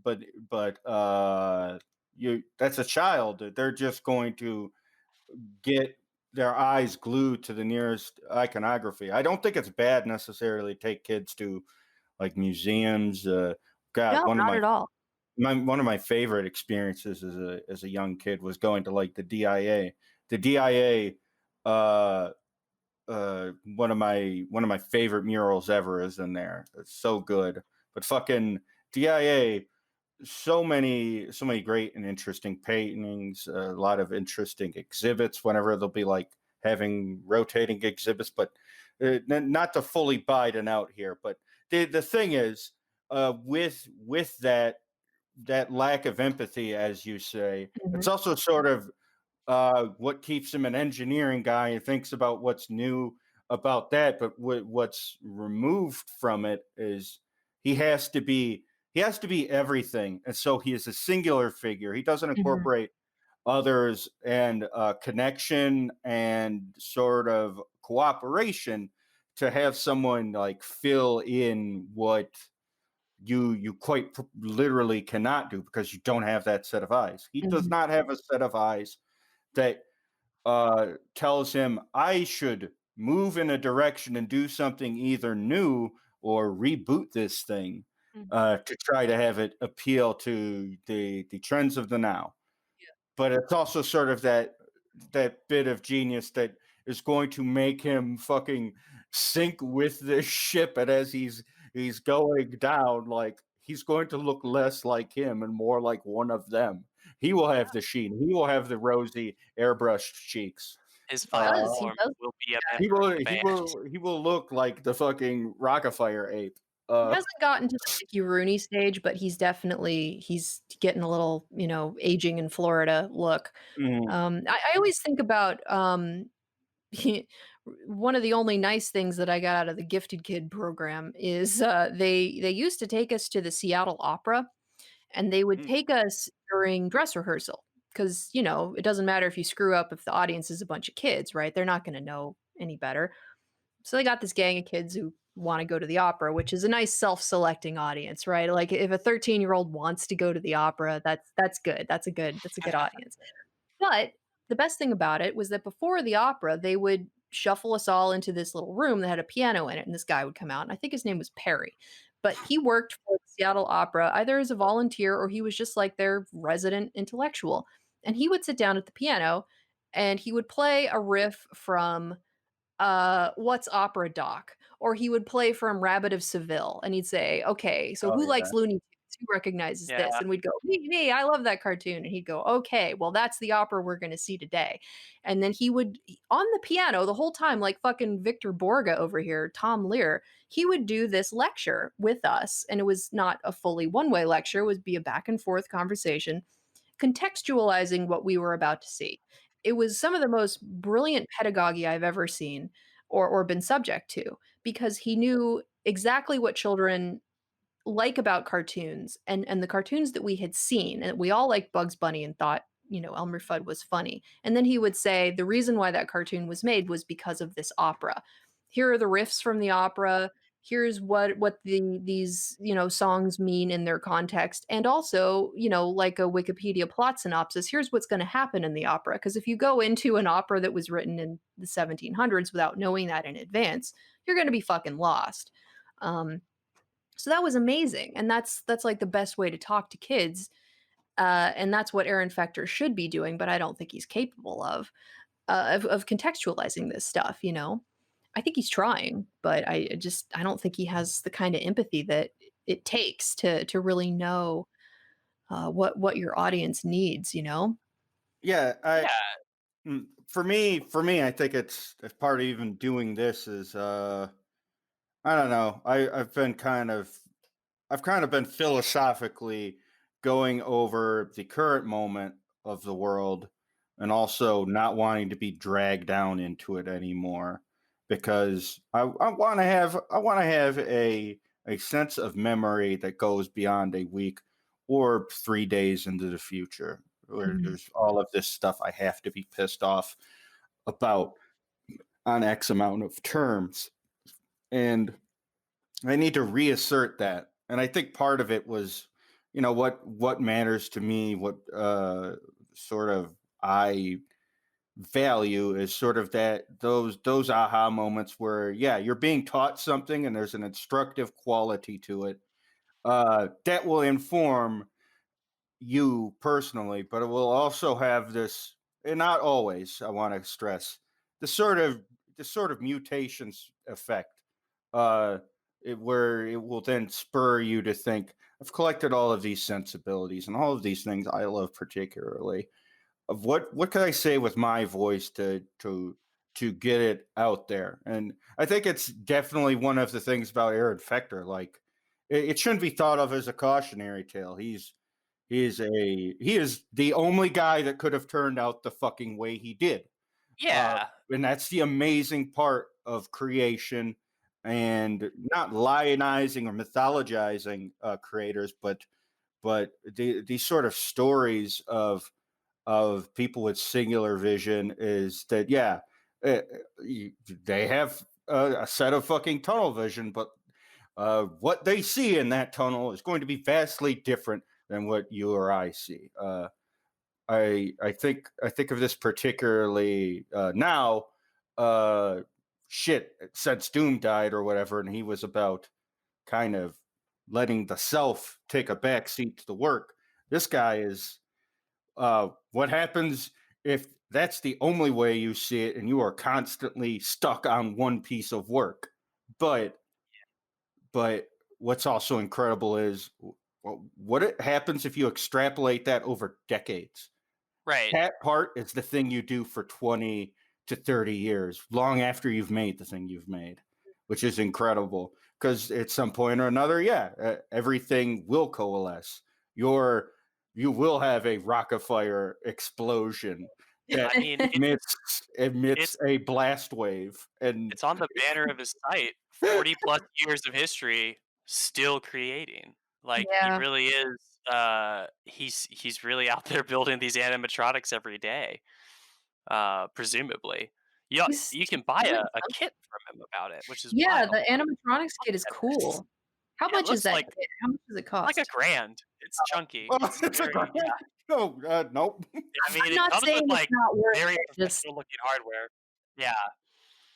I would love to buy that for a Um, kid. What a good idea. I can't afford it, but I mean, his as animatronics a are so fucking cool. There's this great part, and I mean, you can see all this stuff on YouTube because a lot of people like found VHS tapes from old pizza restaurants or whatever and uploaded it. But there's a great instructional video about how to puppeteer the Rockafire explosion, and it was filmed in 1980 or whatever for the restaurant franchises.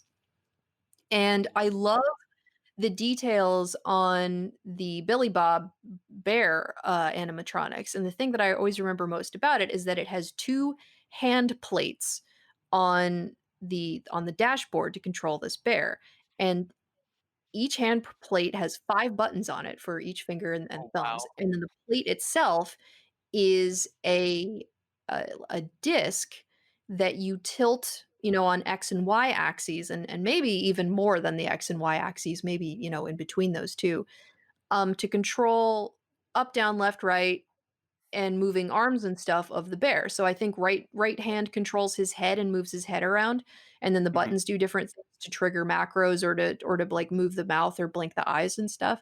And then the left hand I think is body. So it's exactly like a marionette setup actually with the 2 hands and the strings each going from the different parts of the doll. Same thing. Brilliant. I've never seen anything like it. For all I know, other animatronics are controlled the same way. I don't know. I was just really impressed by this particular scene. So there's so much I would love to buy that in a kit, for a kid, that would be great. Um, eh, I kind of forgot what my point was here, but No. You were basically talking about how the actual process goes and wanting to learn about that firsthand. I think yeah, you were sort of getting at, and why that would be cool for a child to see, or hell, an adult. And yeah, it's not even like, there can't be too many people in the art of animatronics that are no, active, let alone that have as all owned by much experience as this guy, yeah, right? Like, and this is Well, something I mean, more people are making more movies with practical effects now because people are tired of CGI, so it's not like animatronics are gonna become obsolete, they just aren't. no, Disney is not gonna replace their rides with screens, the oh rides yeah, are no, incorporating screens and stuff, but people are always gonna want those simulacra, they want the mechanical Turk. Um, it's not something that people are ever gonna get tired of.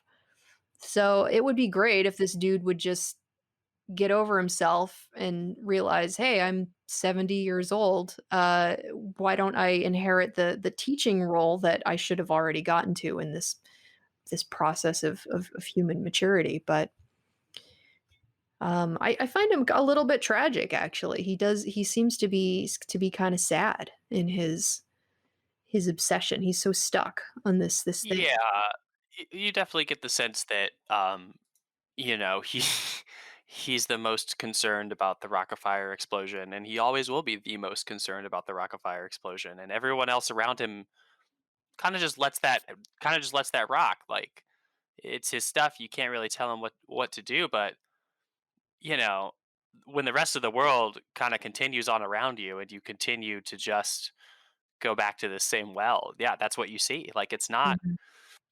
Um, Well, I mean, he's not a very of the times guy, well, and he doesn't seem to want to be. the thing is also, I mean, that's also just what makes him interesting is as creator wise. Also, that could determine if you even have people enter your circle. All of the impressions I seem to get from everything you've said tonight is that to enter into any sort of friendship or engagement with this guy is to then interact with, okay, his ability to monetize this or that, and it probably burns more bridges than it builds. Yeah, And it's why he's very singular. And I would hazard, if there, that Tumblr beef you mentioned about innocence or this or that, I can't help but think that maybe he was one of the posters, and that Maybe. somewhere out there there's an Aaron Fechter I, Tumblr sock you puppet. know, He he's clearly certainly has smart enough. defenders and fans, you know? Yeah, I bet he's got Google alerts set up for Oh, sure. yeah. Oh This dude's hell a name yeah! searcher for Yeah, Yeah, no, sure. yeah, because this guy is a name searcher because he doesn't strike me as someone that is as engaged with people without directly charging them to be like, all right, I'm this kind of guy. I have snitch taggers that will right. just snitch tag you on everything. Hey guys, look what such and such had to say about that explosion that was a complete accident. Had no mortality. I need to emphasize this. No one died. No one died. The band is the Rockefeller explosion. The event is the explosion at the plant that created the Rockefeller explosion. Okay. I need to outline it in that way. Okay. Every time. For legal He reasons. he really does seem like a guy though. Like, if I were to log onto Twitter right now and say, "Wow, it's been a long time since I thought of those Rockefeller Bears. I Mhm. sure do love them and miss them. I hope everything's great." I would put money down on him responding to me within 72 hours. Yeah, You know, yeah. like, just I mean, like he just doesn't. He to just seems to because I be was on a just several being month the guy. cycle, I think is That's what true. people have Yeah. observed is that he will respond to stuff that's like, you know, a year old. So he does it, but it doesn't seem to be, like, obsessive, which is good. It's better than it could be. There is an interesting Twitter interaction with him.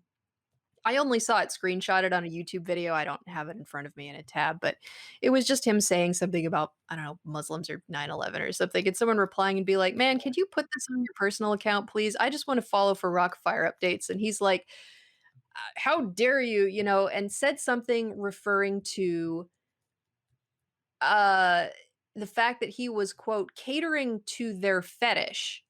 Like, he used the Oh word no. fetish in reference to the fan slash customer that he was talking to, and the guy, the fan replied and is like, "Fetish? What the fuck are you talking about, dude? That's weird. What a weird thing to say."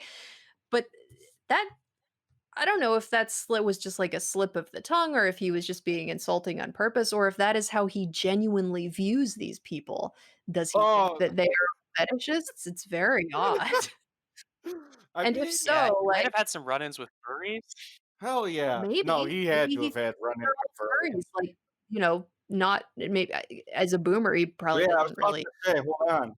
Did the poster like have their persona in their avatar in their bio?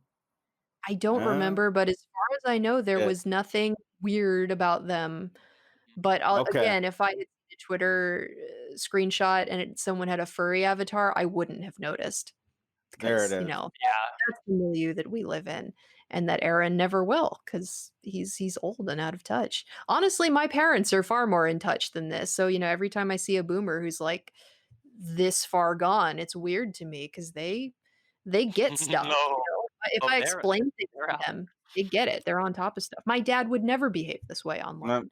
my dad is far gone, but he's like far gone as like a platitude guy. Like, I guess I'd describe my father as like a liberal, but like a liberal in so far as like he knows cultural signifiers. It's not like a thing he incorporates into his life outside of maybe conversations with people on Facebook. I know this because Facebook will show me posts he makes at people, and it'll be like, "Listen, guys, left or right, at the end of the day, we're all American." And he'll spell it wrong, and he'll put a comma at a fucked up place, like he's something awful, or Fiad posting at people. And it makes me mad because they're like very good tweets through that lens. But he's just saying very boilerplate shit to people, and it's all he can do. But like, if I explain something to him, and I'll be like, "Listen, you don't have to believe the leftist stuff I believe, or this or that. And I know it's real hard to litigate what objective truth is now, but Mhm. fucking this is just misinformation, Dad. Do you see how many artifacts are on this fucking JPEG of this meme you just showed me?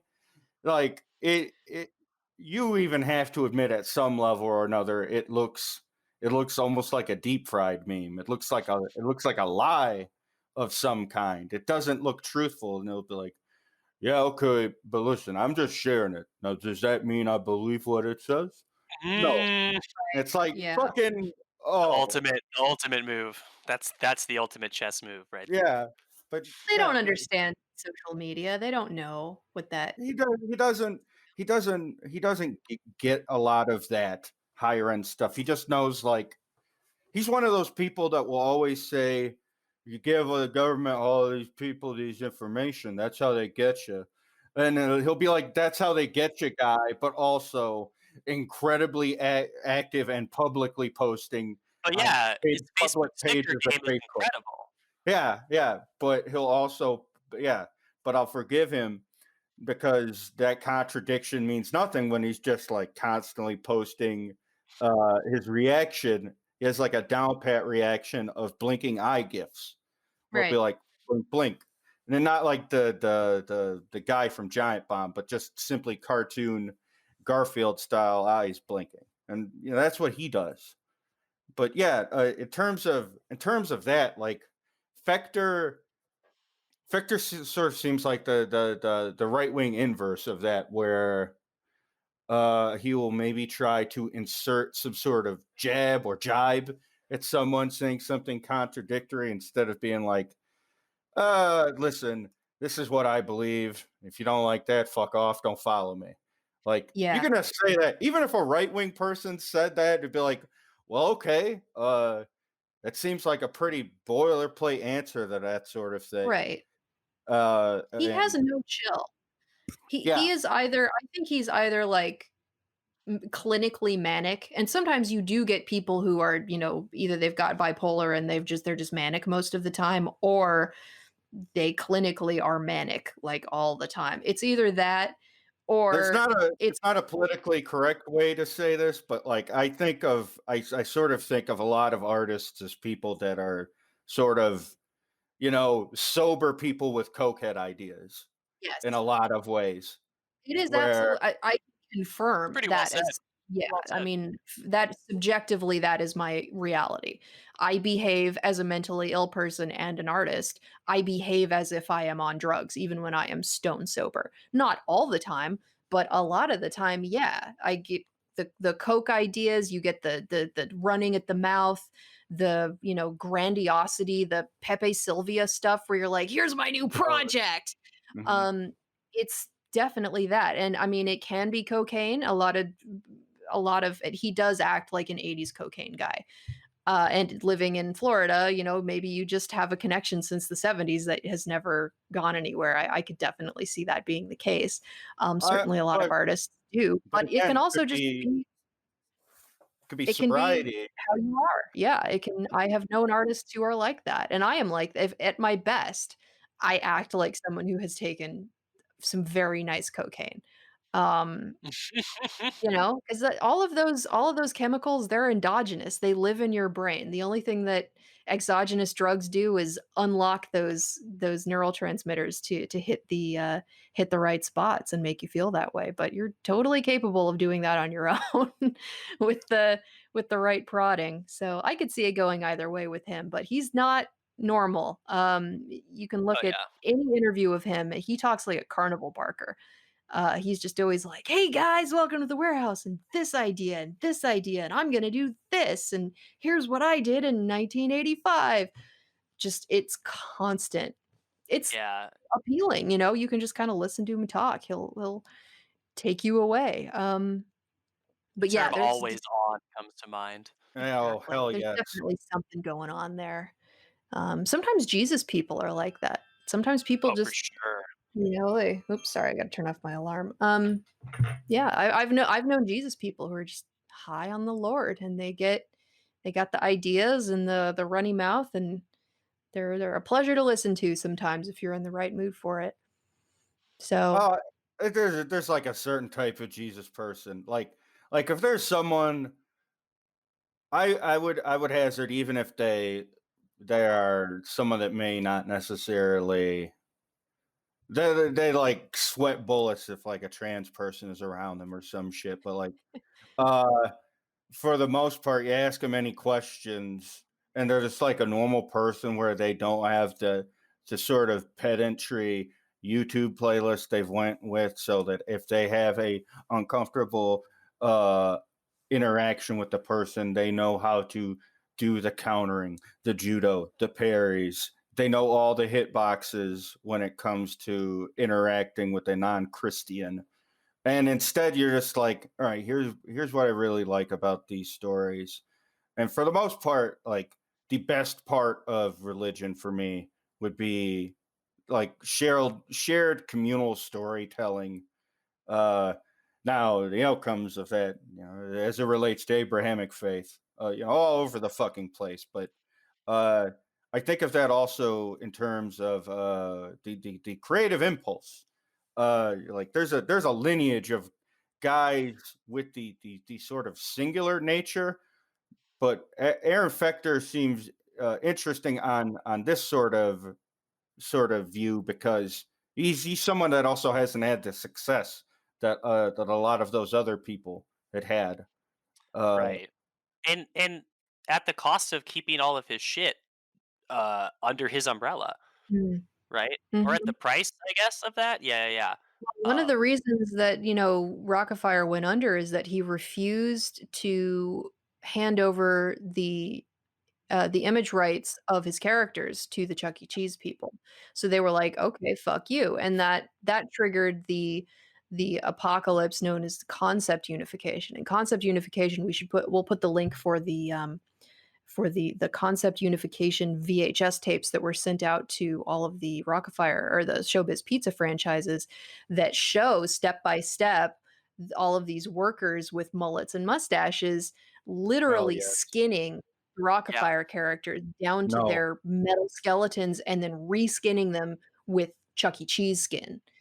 And yeah, that's what everything. happened to most of to I think all of the Showbiz Pizza franchises is they were turned into Chuck E. Cheeses. And so to this day, there's a difference between Chuck E. Cheese franchises, uh, based on whether they have original Chuck E. Cheese skeletons or whether they are reskinned Rockafire characters. What a horrifying idea, right? Like, deeply weird. And oh, the video is terrifying, and it just has some very interesting moments in it, where they say stuff like, uh, take down all of these props and throw them away. You'll never use them again, and it's just like a bunch of guys named Kyle throwing shit into a dumpster. It's all And played talk about straight, um, yeah, and the obviously. creepiness of it, I mean, it just feels like Five Nights at Freddy's owes a lot to those videos, right? Yeah, Let alone the absolutely. actual animatronics.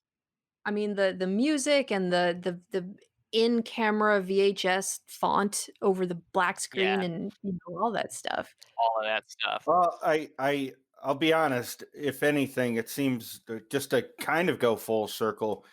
All of the minutia of the Five Nights at Freddy games seem to revolve around a sort of possession narrative slash uh, workplace accident leads to a ghost sort of horse shit. But uh, it seems sort of referential of all of this weird behind the scenes sort of flotsam and jetsam that are that's only inherent for real heads. Like it feels like he would have had to have known about Rockafire, the unification, the one state solution, if you will, for the Rockafire and Chuck E. Cheese Right. franchises, uh, and sort of it's strange the way that arc goes through the games.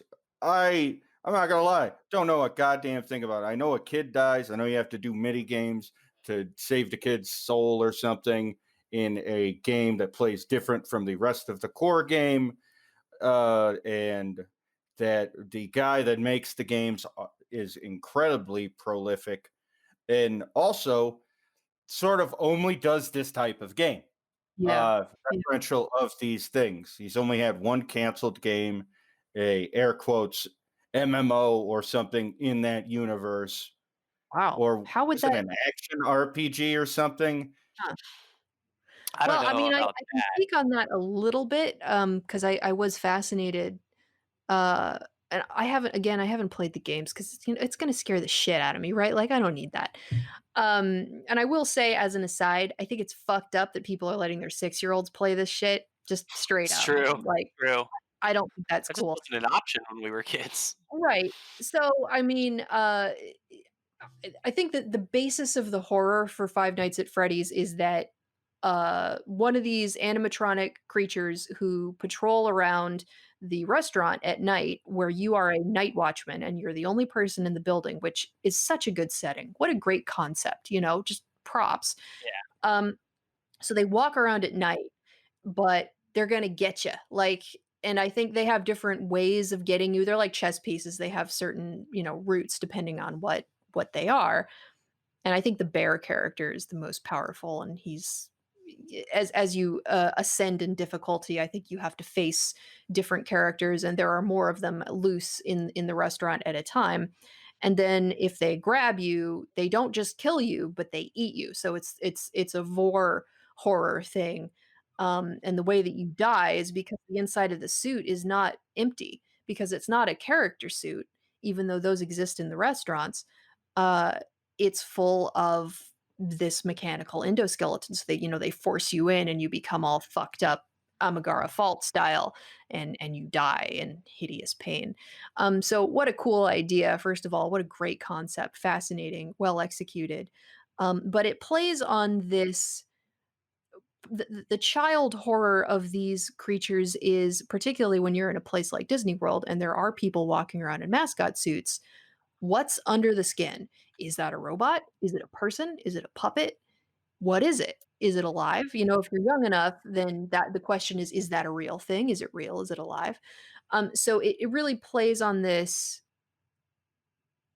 the horror of not knowing. And that's the greatest thing about any monster movie that's successful, is not what you see of the monster, but what you don't see. Obviously the king of this genre is Alien. They basically never show you anything of the alien. Um, and what they do show you is made out of fucking broomsticks and garbage bags. They just lit it so well that it looked perfect. So I love that the central horror of Five Nights at Freddy's plays off of this childhood fear of what is underneath the surface of these robots. And maybe Scott Cawthon had similar experiences to myself as a kid, maybe going to these restaurants or whatever. Because one of the ways that they would break the fourth wall, or kind of maintain the fourth wall, I should say, is that they would have a Billy Bob suit that employees would wear and walk around the restaurant in. So they would close the curtain on the band, and then Billy Bob himself would seemingly come off the stage and walk around amidst, the children who were eating their pizza. And I'm sure Chuck E. Cheese did the same thing. Right. There would be a guy in a Chuck E. Cheese suit. There's the guy in the suit and there's the Mhm. robot, right? Right. So the moment of the point of tension in that the game horror experience is like the finding out that there is not a person inside, that it's actually just a robot. So I love that reveal, and the sort of playing with expectations, a subversion of life, subversion of expectations of how things are animate. It's so successful in that respect as a concept, which is why they're making a movie. Yeah. And It have been making a movie for 5 years now. Well, Um, they were beaten to it. They I mentioned Sid and Marty Krofft earlier as it relates to Aaron, and sure enough, they made a Five Nights at Freddy's horror knockoff of the Banana Splits. yeah. Uh, and what? the conceit of the Banana Splits horror film is quite literally as simple as it sounds. It's sort of Five Nights at Freddy's. These are now monsters. They're evil. They're eating people and whatnot. Oh, Yeah. wow, I somehow missed this. Well, Yeah. unfortunately, it's not very good. Yeah. I It also doesn't seem like completely it missed made it, it No, out. not at and I all. was like, "Why Whew. haven't I seen this? I would love to see this." And so I checked out a stupid YouTube video about it, which was terrible. But I got to see, enough of the clipped scenes Yeah. to see that it was just not. I mean, It it was was practical effects and stuff, and good for them. And apparently, some of the death scenes are pretty good. But I really don't like how they made the monsters. They're just not. It's guys in suits and they are dancers, yeah, which is usually a you could good tell. outcome, but they are not well directed at all. And they just end up looking like guys in suits. They're not even like doing the robot convincingly. So, I And mean, for me, that would have been great. You could have just leaned into that. You just could have, because the banana splits by themselves don't look natural. That looks fucking weird. What they're doing, they were doing that in like the 60s or early mhm, 70s. It Mhm. it had to be off putting then.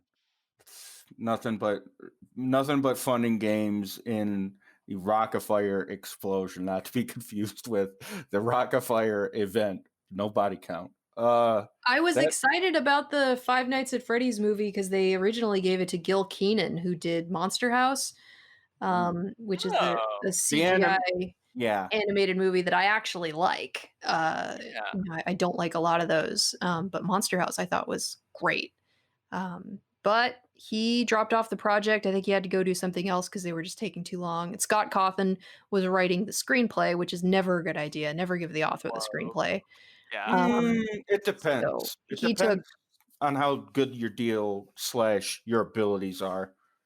I don't think that authors have the ability to know what's good on a screenplay. I really don't. It's pretty rare. I mean, think of the movie that Teenage Cormac Mutant Ninja McCarthy wrote. Turtles movie. The Teenage Mutant Ninja Turtles movie. Those guys, even if it's not all that great or high art, they were involved enough in that process where they were able to like have a good outcome. I think of God, the leathery faces of the turtles. Those are some rotting Talk latex. about some animatronics work. Yeah, Yep. Woo! Yeah, those are melting in a warehouse somewhere for sure. I think I've seen pictures of some of those costumes as they decay. Well, latex is a natural product, so I don't know how silicon monster masks do over time. Probably better than latex, I would guess, because everybody's using silicon now. Prosthetics are all silicon. absolutely. I did a I photo don't know shoot. shelf life. Huh? I don't know their shelf life. I was saying. Sorry. Oh, silicon? I don't know either. Probably better than latex. It's got to be because it's much more inert. So, I mean, the FNAF movie is now in the hands of Chris Columbus to direct, who brought us Home Alone and Mrs. Doubtfire Yeah, Harry Potter's 1 and 2. and Harry Potter. Yeah, so I could see it. Mrs. Doubtfire is a latex monster mask horror movie, so um, definitely a sort of who's under there kind of horror based film.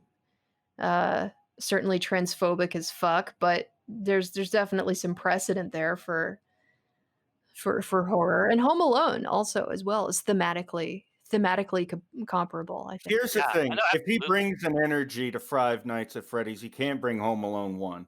He, in order to make an effective movie, he would have to go Home Alone two. I rewatched Home Alone two. Full con artist, Kevin. Full.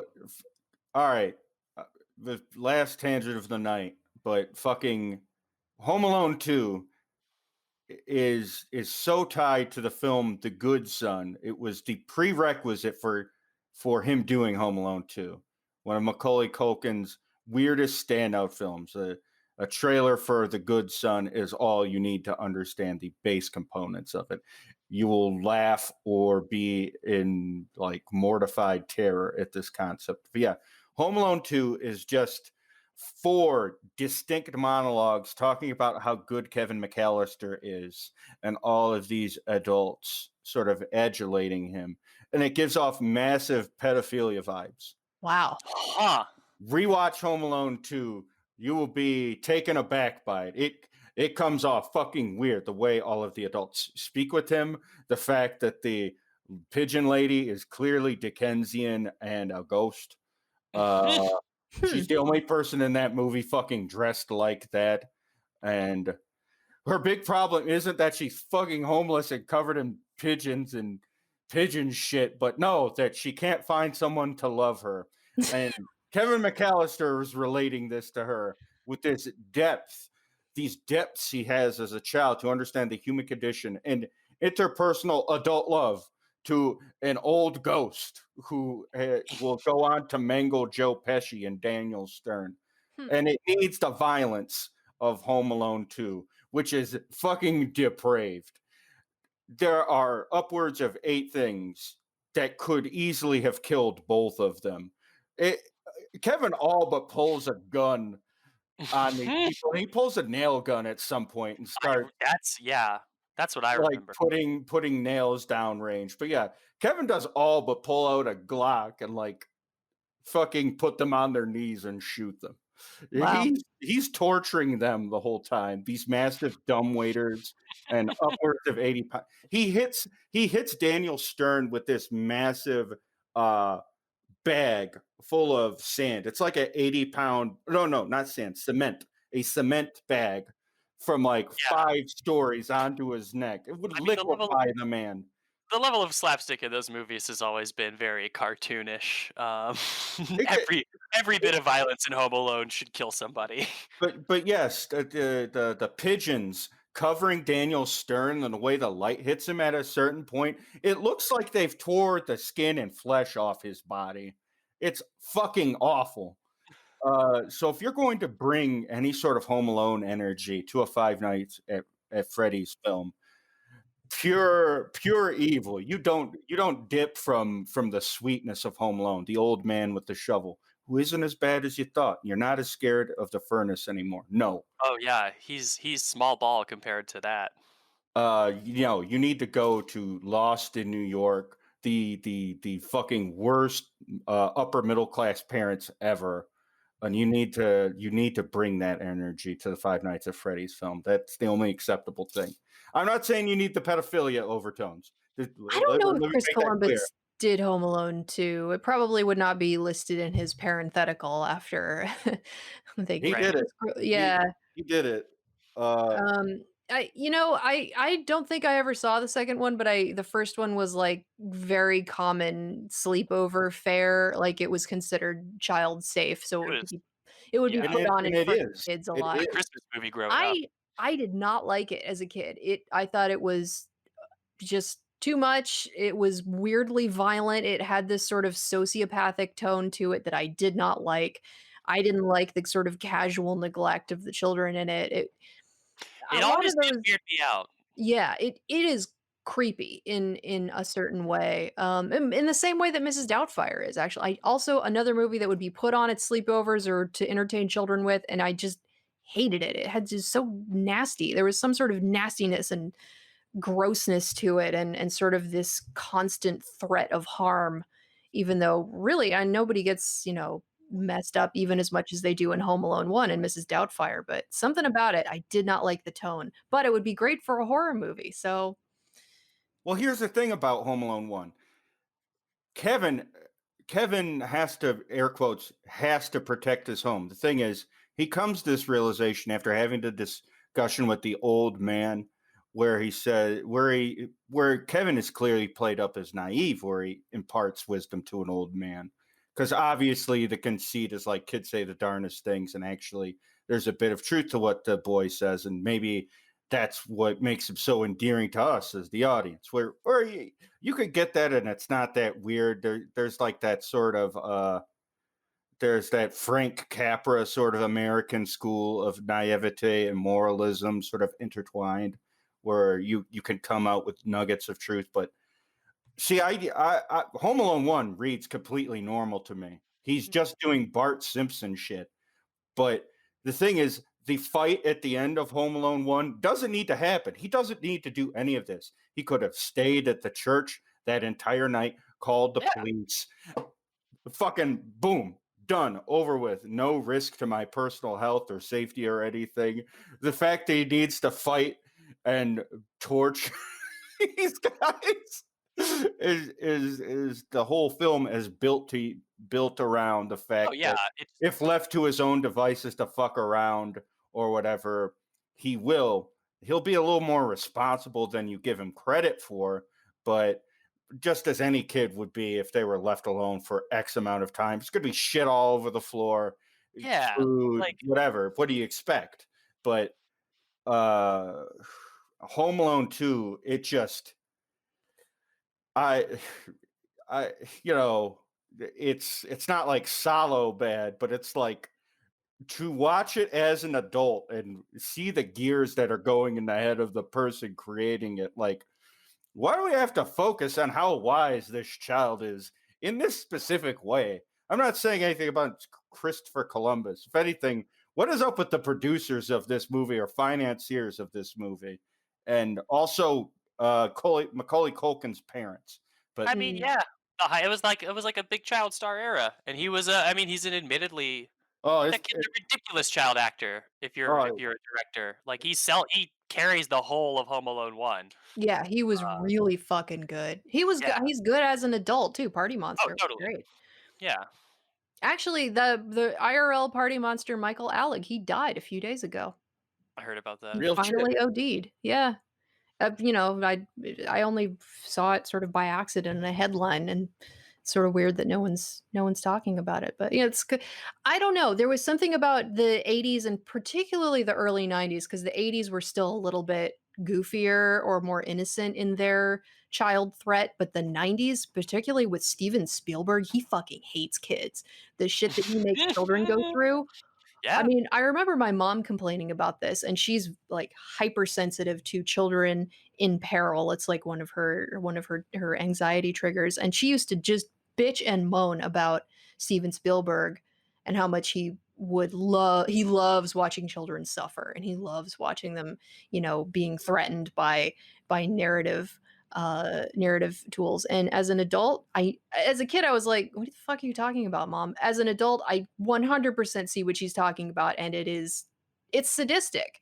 And I think a lot of early 90s movies in particular were like this. I'm not sure what it was about. Maybe it was like Gen X sort of reacting to a perceived little sibling that was annoying kind of thing. I don't know what it was. Or boomers resenting children for forcing them to grow up. Maybe that was part of it, because there was a lot of media like that show 30 something about boomers like being forced to grow up and Mm. really resenting it. And I think having children may have been part of it. So there were a lot of movies about children alone, children in peril, children being forgotten by I mean, parents or not yeah. cared for very well. What is the message of Home Alone if not, "Hey, if you leave your child home alone, he's gonna be okay." Kind of, yeah. You know what I mean? Like, Well, that's, the phenomena '90s sort of latchkey kids Latchkey Kid, yeah. yeah. as well. Okay, mom and dad are working more because even if it's like artificial or a lot of it's make work or whatever, the jobs are there, the money is there. Yeah. Uh, schooling will basically be your stand-in for childcare and like watching them, and you kind of get home roughly around the same time, or the kid has time to themselves. You know, and it's sort of adults from a different era trying to fix their heads in that direction, but not a lot of firsthand questioning of it, just sort of more observations they pull from other people. Like, again, Bart Simpson, I immediately think of it when I think of that movie because the sort of archetype of okay, a kid left to his own devices. Well, all right, he's funnier and cooler than a lot of his friends. He's also a little fucking psycho. Like Mhm. if Bart Simpson were real or if Kevin McAllister were real, he'd be a little shithead. He'd be like not well adjusted or whatever. He'd be like Richard Kuklinski waiting to emerge from a fucking egg. Uh, but yeah, that's the thing. That's the thing, Mac. For me, I any sort of Five Nights at Freddy thing, I think you please move away from the Stranger Things type shit. We get Yeah. it. Yeah. Like Well, yeah. that That's we get like I get it. You like Stephen King. Well, make something deeply referential of Stephen King and put your own spin on it. Uh Stranger Things is a perfect example of someone making something as a seemingly nice idea, and the first part of it is totally fine, and then people just take that and run with it. It should have ended after season 1, and that was Yeah, enough. exactly. It was Yeah, that was it. perfect This is it. season, perfect season.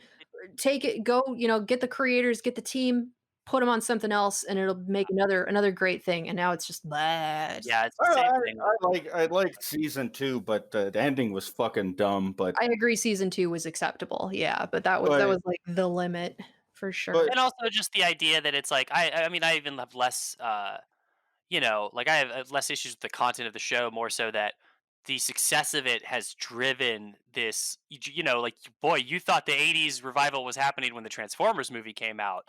Holy moly. Yeah. Uh we are in like the second wave of that now. Um with the big budget its and the Stephen King font where it was once, when Stranger Things season 1 comes out, it's, "Oh, cool, they're using Stephen Yeah, King's font. I I was hadn't seen sitting that in in a a long room time." with Simon, and we pointed we, like, Yeah, it's the like, "Oh, Leonardo cool." pointed at the screen like, "Hey!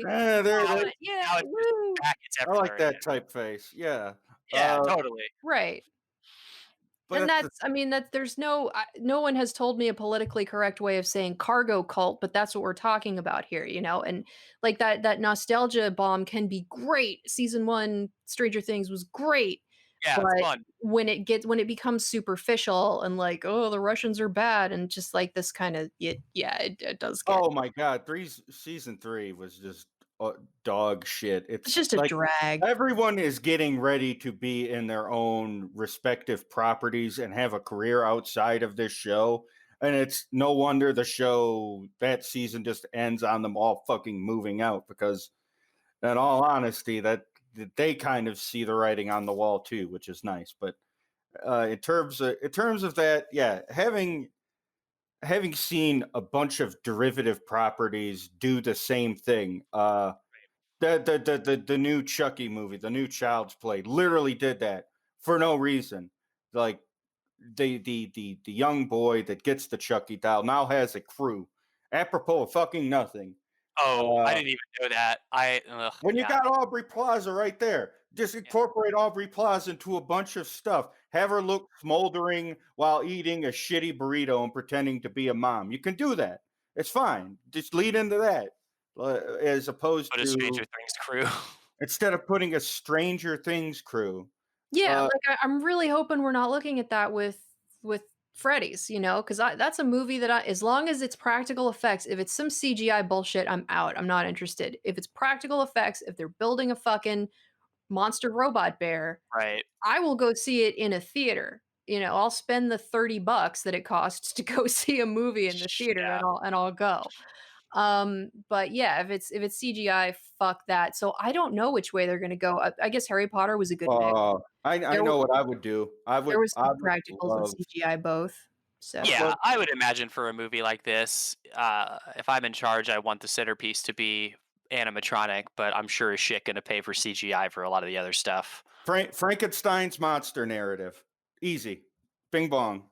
You could fall in love with Freddy, but then he turns and he's Oh, bad. with the creator of the robots being involved. Well, I mean, I like that angle a lot, but the Banana Splits movie, that's what they did there. Oh. It was a Frankenstein thing, yeah. Aw. So, I mean, but I don't really care if 2 takes on the same idea come out because we were talking about Aaron Fechter. He's always the guy who has the other take on an idea, and it doesn't get picked Yeah. up. Yeah. So I don't mind that too much, sometimes it what?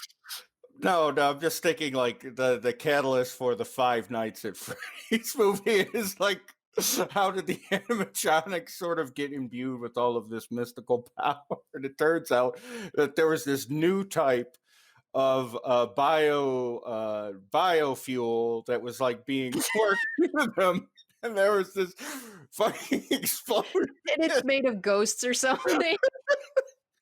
There was an explosion in a warehouse, and the affected animatronics then got shipped to the pizza restaurant. You can cook with it. You can put it in, say, I don't know, a pneumatic series of Oh, that's how robots. they walk around by themselves. They're Oh they're my they're god! powered with, clean burning hydrilium, Oh my carbohydrilium. god! It's My right God. there. It's Brilliant. been staring at us the whole fucking time. You're right. I would love Oh, something I mean, these movies are never as good as as they should be, because they go through a million revisions and some fucking producer shows up and says, "Oh, this monster is not moving enough. Make it move more," or whatever. So, I mean, that's Yeah. the It's with monster Blumhouse, movies. which is dope. If anyone's gonna probably do it right, I can imagine they would. But um, It's a good yeah, I team. don't know. We'll Yeah, see. We'll see. I mean, Five I Nights was at Freddy's the excited when it movie. was announced because Gil Kenan went to the Muppet Warehouse and Oh, that's cool. posted a bunch of pictures from, what's it called? Um, Not Industrial Light and Magic, that's Lucas, right? Who am I thinking Oh, of? Henson, Jim Henson. Henson, yeah. Yeah, yeah, yeah, yeah. So we posted a bunch of stuff from the Henson Monster Warehouse, and that's a good start, right? Like, you wanna go to where the puppets are and get your ideas from there. So it was probably just a look-see. I don't think those were models that he built for the movie. I think they were just Oh, it's doubtful. Yeah. yeah. But, good start, and they have said in various production interviews that come out every once in a while. I mean, nobody's really talking about this right now. The news that they had finally finished the script came out in November, and I didn't hear about it. And I'm Yeah. in the circles where I would have heard about it. So I don't think anyone cares right now. No one's watching, but that might be good. A lack of oversight is sometimes better for creativity because no one's coming in to tell you no. So they have said that they're invested in making it a practical effects film. So Oh, that's good. that would be great. I That's can what I love. imagine that a route like, certainly after it's done and whenever it starts to pop up as a promotional thing, Aaron Fechter will just be there at the top of all of it. Being like, "Hey guys, did you see that Five Nights at Freddy's movie? By the way, did you know?" Yeah. Uh, he'll did you just know you he'll, could that'll have that'll be that'll just reinvigorate him even further. a delicious steak with fresh hydrolium? Hydrilium, right, yeah. A green set powered by carbohydrilium. There it is. Yeah. Oh, Lord. Well, on that note, I'd like to, as always, thank my pod co-hosts. Ruben will be returning in Her Majesty's Secret Service slash Five Nights at Freddy's uncle location. And beyond that, I hope you've had a good night. As always, I'm Michelle Perez, uh, joined by Jake and Eliza Gager. And I want to remind you if you're absolutely ever planning on doing anything like this, just use hydraulics. Do not fill pneumatic hoses up with hydrilium because it will blow up a building. It will blow up a fucking building. You won't just lose fingertips or singe your eyebrows and hair. Okay, this has lethal force. You will Looney Tunes explosions. you will die with an emaciated latex face that has flown at such a Mhm. trajectory It that has like been blown leaves off of a skeleton somewhere, yeah, and through landed. your fucking head. That was Much apparently the second carbohydrilium explosion. The first one was in 2001. Oh wow. So, yeah. what Only day? two, What day? huh? What day? This is very important to life. What day in Uh, 2001? let's Where see. was Aaron Fechter? Right. Where was he? Where was that You ever son of see a bitch? Aaron Fechter and Osama bin Laden at the same place at Weird, the same weird, yeah, time? weird picture of Aaron Fechter with George W. Bush I'm, in. I'm, I'm googling right now. Is Aaron Fechter a sovereign Saudi I citizen? will note, actually, on his website, he's got, pictures on a banner. The two celebrities shown on the creative engineering website with Aaron Fechter in pictures are Michael Jackson and CeeLo Green. Oh, yeah. So not the two celebrities best remembered for their music. Oh, I speaking of mean, More celebrity endorsements, I forgot to tell this one story that's really important before we go. absolutely, absolutely. yeah, Okay. At one point, Paul McCartney, and again, this is Aaron Fechter Yes, telling this story, so I have yes. no idea. I of have course. no idea how true it is, but Aaron Fechter says that Paul McCartney and his company, whoever whatever that is, got in touch with him and wanted to have Fechter build an animatronic Paul McCartney in order to go on tour with or install in a Hard Rock cafe or something. I don't know why. So he built this fake robot Paul McCartney, which I think was a full size, like 6 foot tall human shaped robot. And then suddenly the project ran out of money. And so they just divested and left Aaron with this robot. And so it sat in the warehouse forever until the US Armed Forces got in touch and said, "Hey, do you have any human robots No. No. Oh no. for a thing we need them for?" And Aaron's like, "Yeah, I got this Paul McCartney, you can buy him." And so where the Paul McCartney ended up, referred to as Sergeant Paul from this point forward, was in a gas chamber Oh my god. going through his dance routine Sorry, that sorry. had been programmed in, presumably to Paul McCartney songs, but that was not specified, I'm just gonna assume, in a gas chamber wearing a gas-proof suit to dance for Oh, 24 hours a day, at the end of which his, gas detector would be checked to see if the suit had, become fatigued and leaked. Oh my So, god. they make him dance in a gas chamber and then crack him open and check for leaks, and this is where the Paul McCartney robot ended up. no, What a no. what a life. I can already tell you right now, I know the answer to that question without looking at anything. You know, it probably was no Beatles songs, no Paul McCartney solo artist songs. Only his music as Wings. Only his music and fucking Wings. I hope every night that Paul Put him McCartney goes in to the gas bed, chamber, make him dance. I hope he just thinks about Robot Paul just for So, a second. that robot is dancing in a gas chamber so that he doesn't have to. Exactly. Yeah. That's at the end of the He's day. gotta you gotta be thankful for those 'Cause things. yeah, it's Wings. That's Live and Let Die. Holy Christ, it's just nothing but connections. Yeah, yeah, incredible. I'm a d I t love that that's a Fector original too, of It is course. it's a genuine Fector is in there getting gassed, just dancing his little heart out every day. It's so horrible. I mean, it's funny as shit.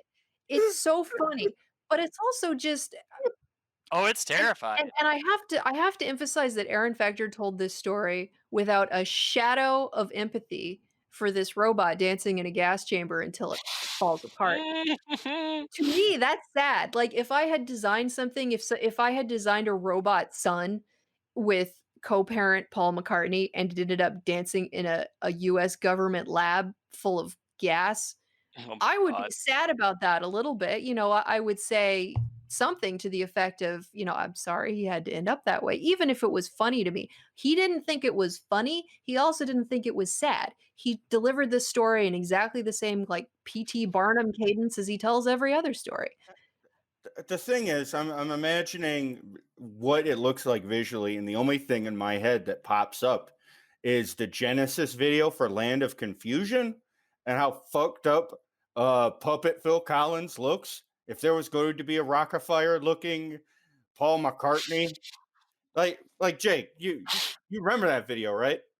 I mean, I think I've seen that picture of Puppet Phil Collins, All but right, just Don't even worry about it. I'm already Googling Puppet Bill Collins. Oh Oh, Jesus. yeah, this is Yeah. horrifying. This is Yeah, terrible. no, this is I don't terrifying. like that. I don't like that one bit. I was just imagining him just flailing his arms around in a fucking gas chamber with his rosy Santa Claus cheeks. Just I'm in hell right now. That's your light at the end of the tunnel. That's your DMT vision. he's just dead. He's just dancing to live and let die, just making Some guitar some strumming gestures. some army engineer somewhere was like, "How are we gonna stress test this suit? We need something that can dance forever." And I Yeah, think they just probably really regretted that. yeah, that had the same bend points as a human body, Yeah, because that's what they need to yeah, test is, like, the elbows and knees and shit. exactly, and then now his job is to stare at fucking Paul McCartney dancing. Why hasn't anyone folled up on this? I should already have heard about this, you Does know? God does God see us doing this? I first thought. But yeah. Uh wow. Incredible.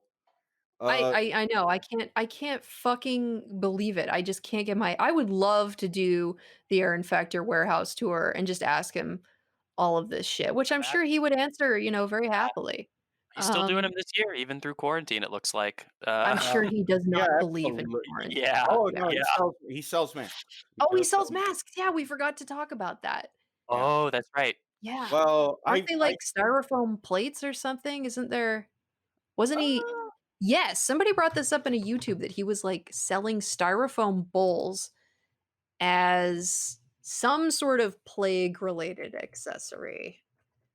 hmm, Uh I'm never going to be able to find this again. I should have took better I'm notes. not gonna lie. I would doubt the efficacy of that type of method of mask. Folks wear regular ass masks. I don't know if styrofoam is more helpful. Doesn't seem like it would be.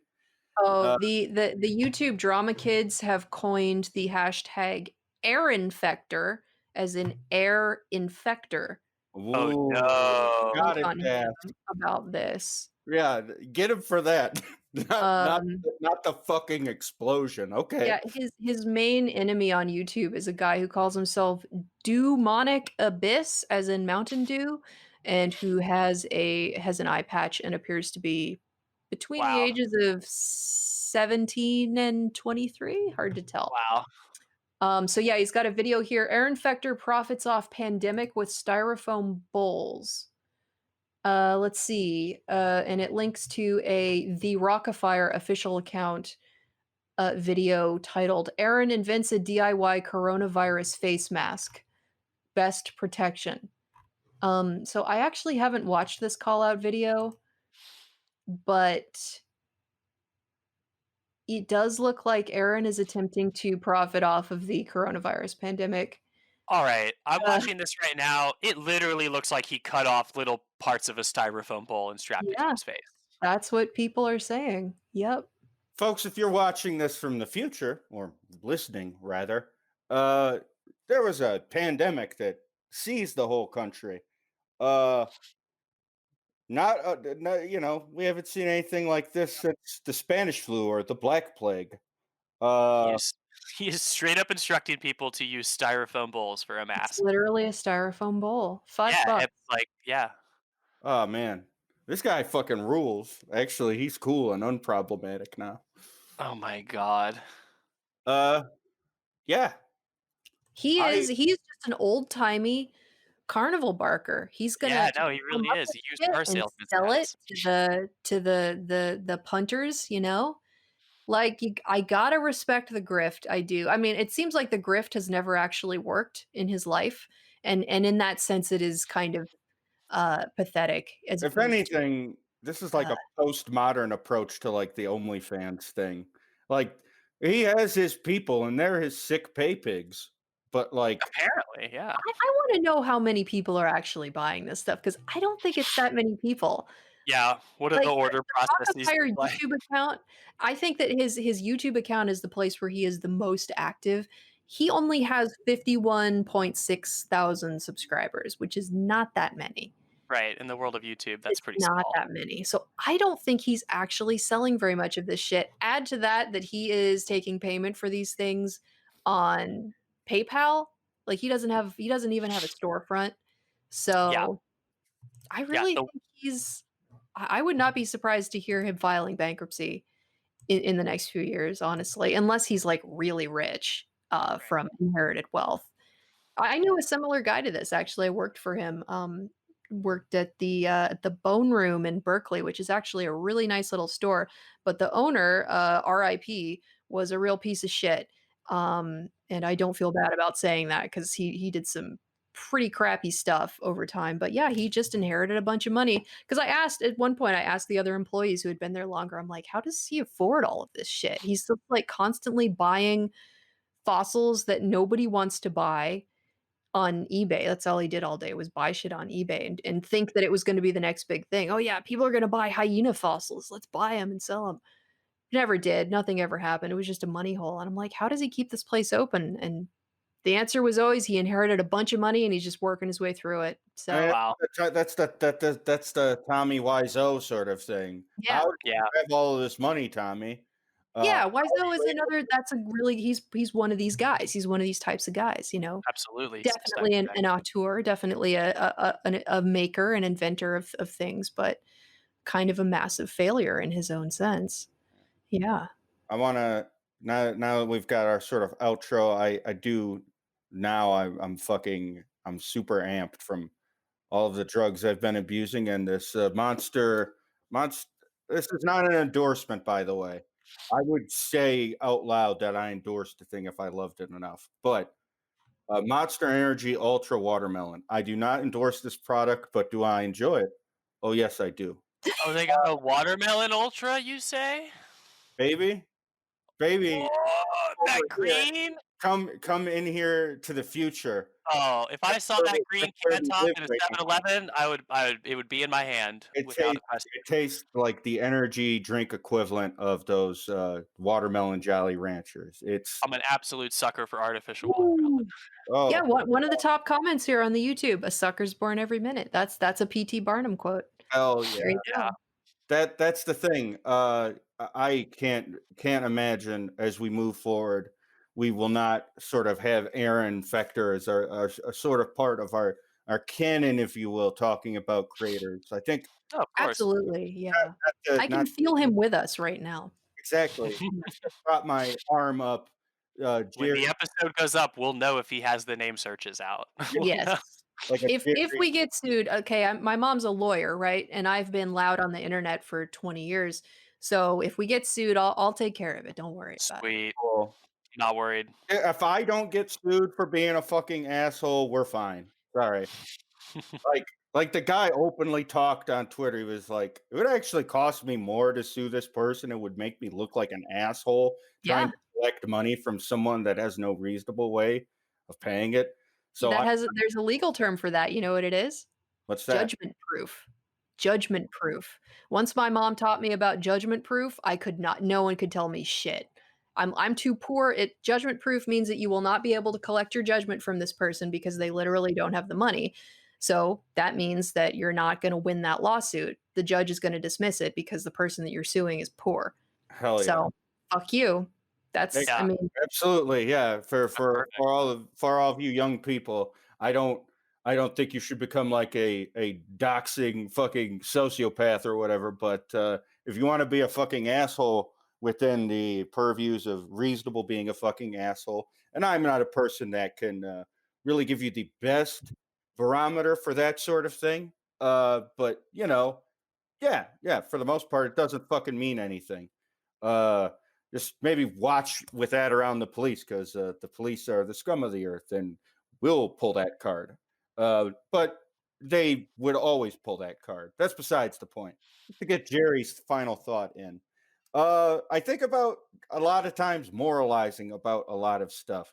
That's not to say you shouldn't have a moral core or whatever, but like things that are done are done. It's been done. Can't undo them, baby.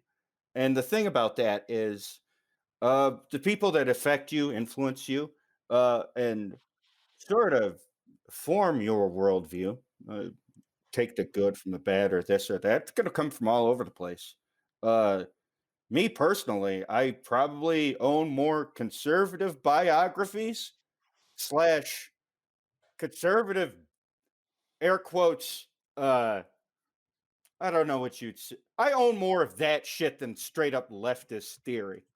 Because for me personally, how I view the world is that I love arguing. The great thing about reading a lot of those books is that it's a lot of pedantic observational argumentation of this or that or whatever that are just supposed to keep you in place, keep you enmeshed and mucked.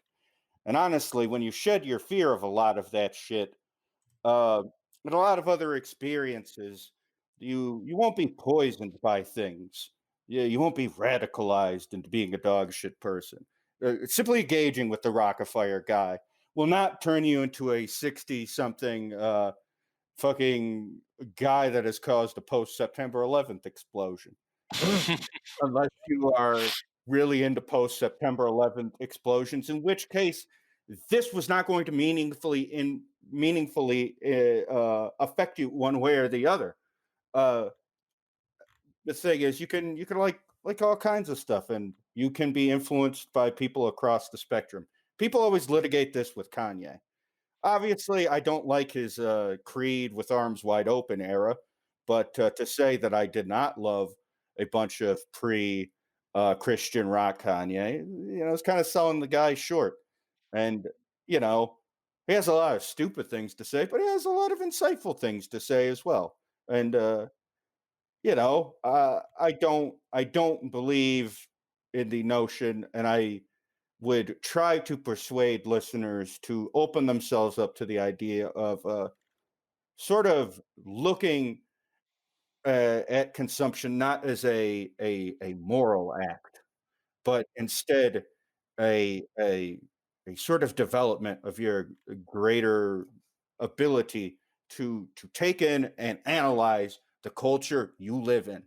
Because whether you feel some way or not about these people, they inhabit the same fucking world as you, and you should have some sort of functional literacy of the culture you're in, to have some sort of awareness. But also, if you want to create something and you don't want to make something contrived or dog shit, it should reflect the world you live in, and it can reflect the world you want to live in. But you have to have some sort of prior knowledge of it. And with the creators like this, yeah, you can get in the muck of this guy being a reactionary chud or whatever. But honestly, how much power does this guy individually have over your fucking life? And the Right. answer is Right. zero, Yeah. zero. Uh, the chuds on your Twitter timeline, do they influence dog shit politicians or this or that? Yeah. So yeah, go ahead, say whatever you want about these people, but don't let that be your fucking personality, and don't let that think that it's some sort of replacement for being an active, functioning person in society. Like if you believe you can have better outcomes by canceling this person or that person with this specific lens here, that because this guy is a chud or whatever, that there's nothing of worth. You're like, if that's where you begin and end measuring your victories, then that's a fucking sad life to live. Your victories should be the actions, the meaningful actions you take in your life with people you love, and change your minds and shit. Not affectation, not putting on a fucking hat and saying I feel this way or that way, purely as a reifying mechanism. That's the thing. You want to see the whole world. You don't want just one lens. And shit, Aaron Fechter himself is a fucking point object lesson in this. Uh, if you're only about two things your whole life, one's gonna lead to the other. If you're only an animatronics and fucking explosive, badly Alternate energy. alternative energy guy, you can bet your fucking bottom dollar in 30 or 40 years, your Rockafire explosion will be an actual Rockafire the fuck explosion. You cannot have tunnel vision. It is. I'm sorry, and if you get tunnel vision sometimes, I do too, baby. But You have to be a fully rounded person. That doesn't mean capitulating or fucking kissing the feet of people that want to destroy you or whatever. No, fuck them. They're the scum of the earth. Treat them like shit. Treat them like less than human, subhuman even. I think it's cool to do and normal. But that's me. But you need to see what informs their worldview. You need to be a fully realized human. Don't not be a fully realized human, because you will cause a post 9/11 explosion. That's all I can say. Again, That's good advice. Michelle Perez, Jake, and Eliza Gager, this has been Working on It. Please do not cause a post 9/11 explosion. I think that's the best way to leave it. Don't cause a post 9/11 explosion. Woof.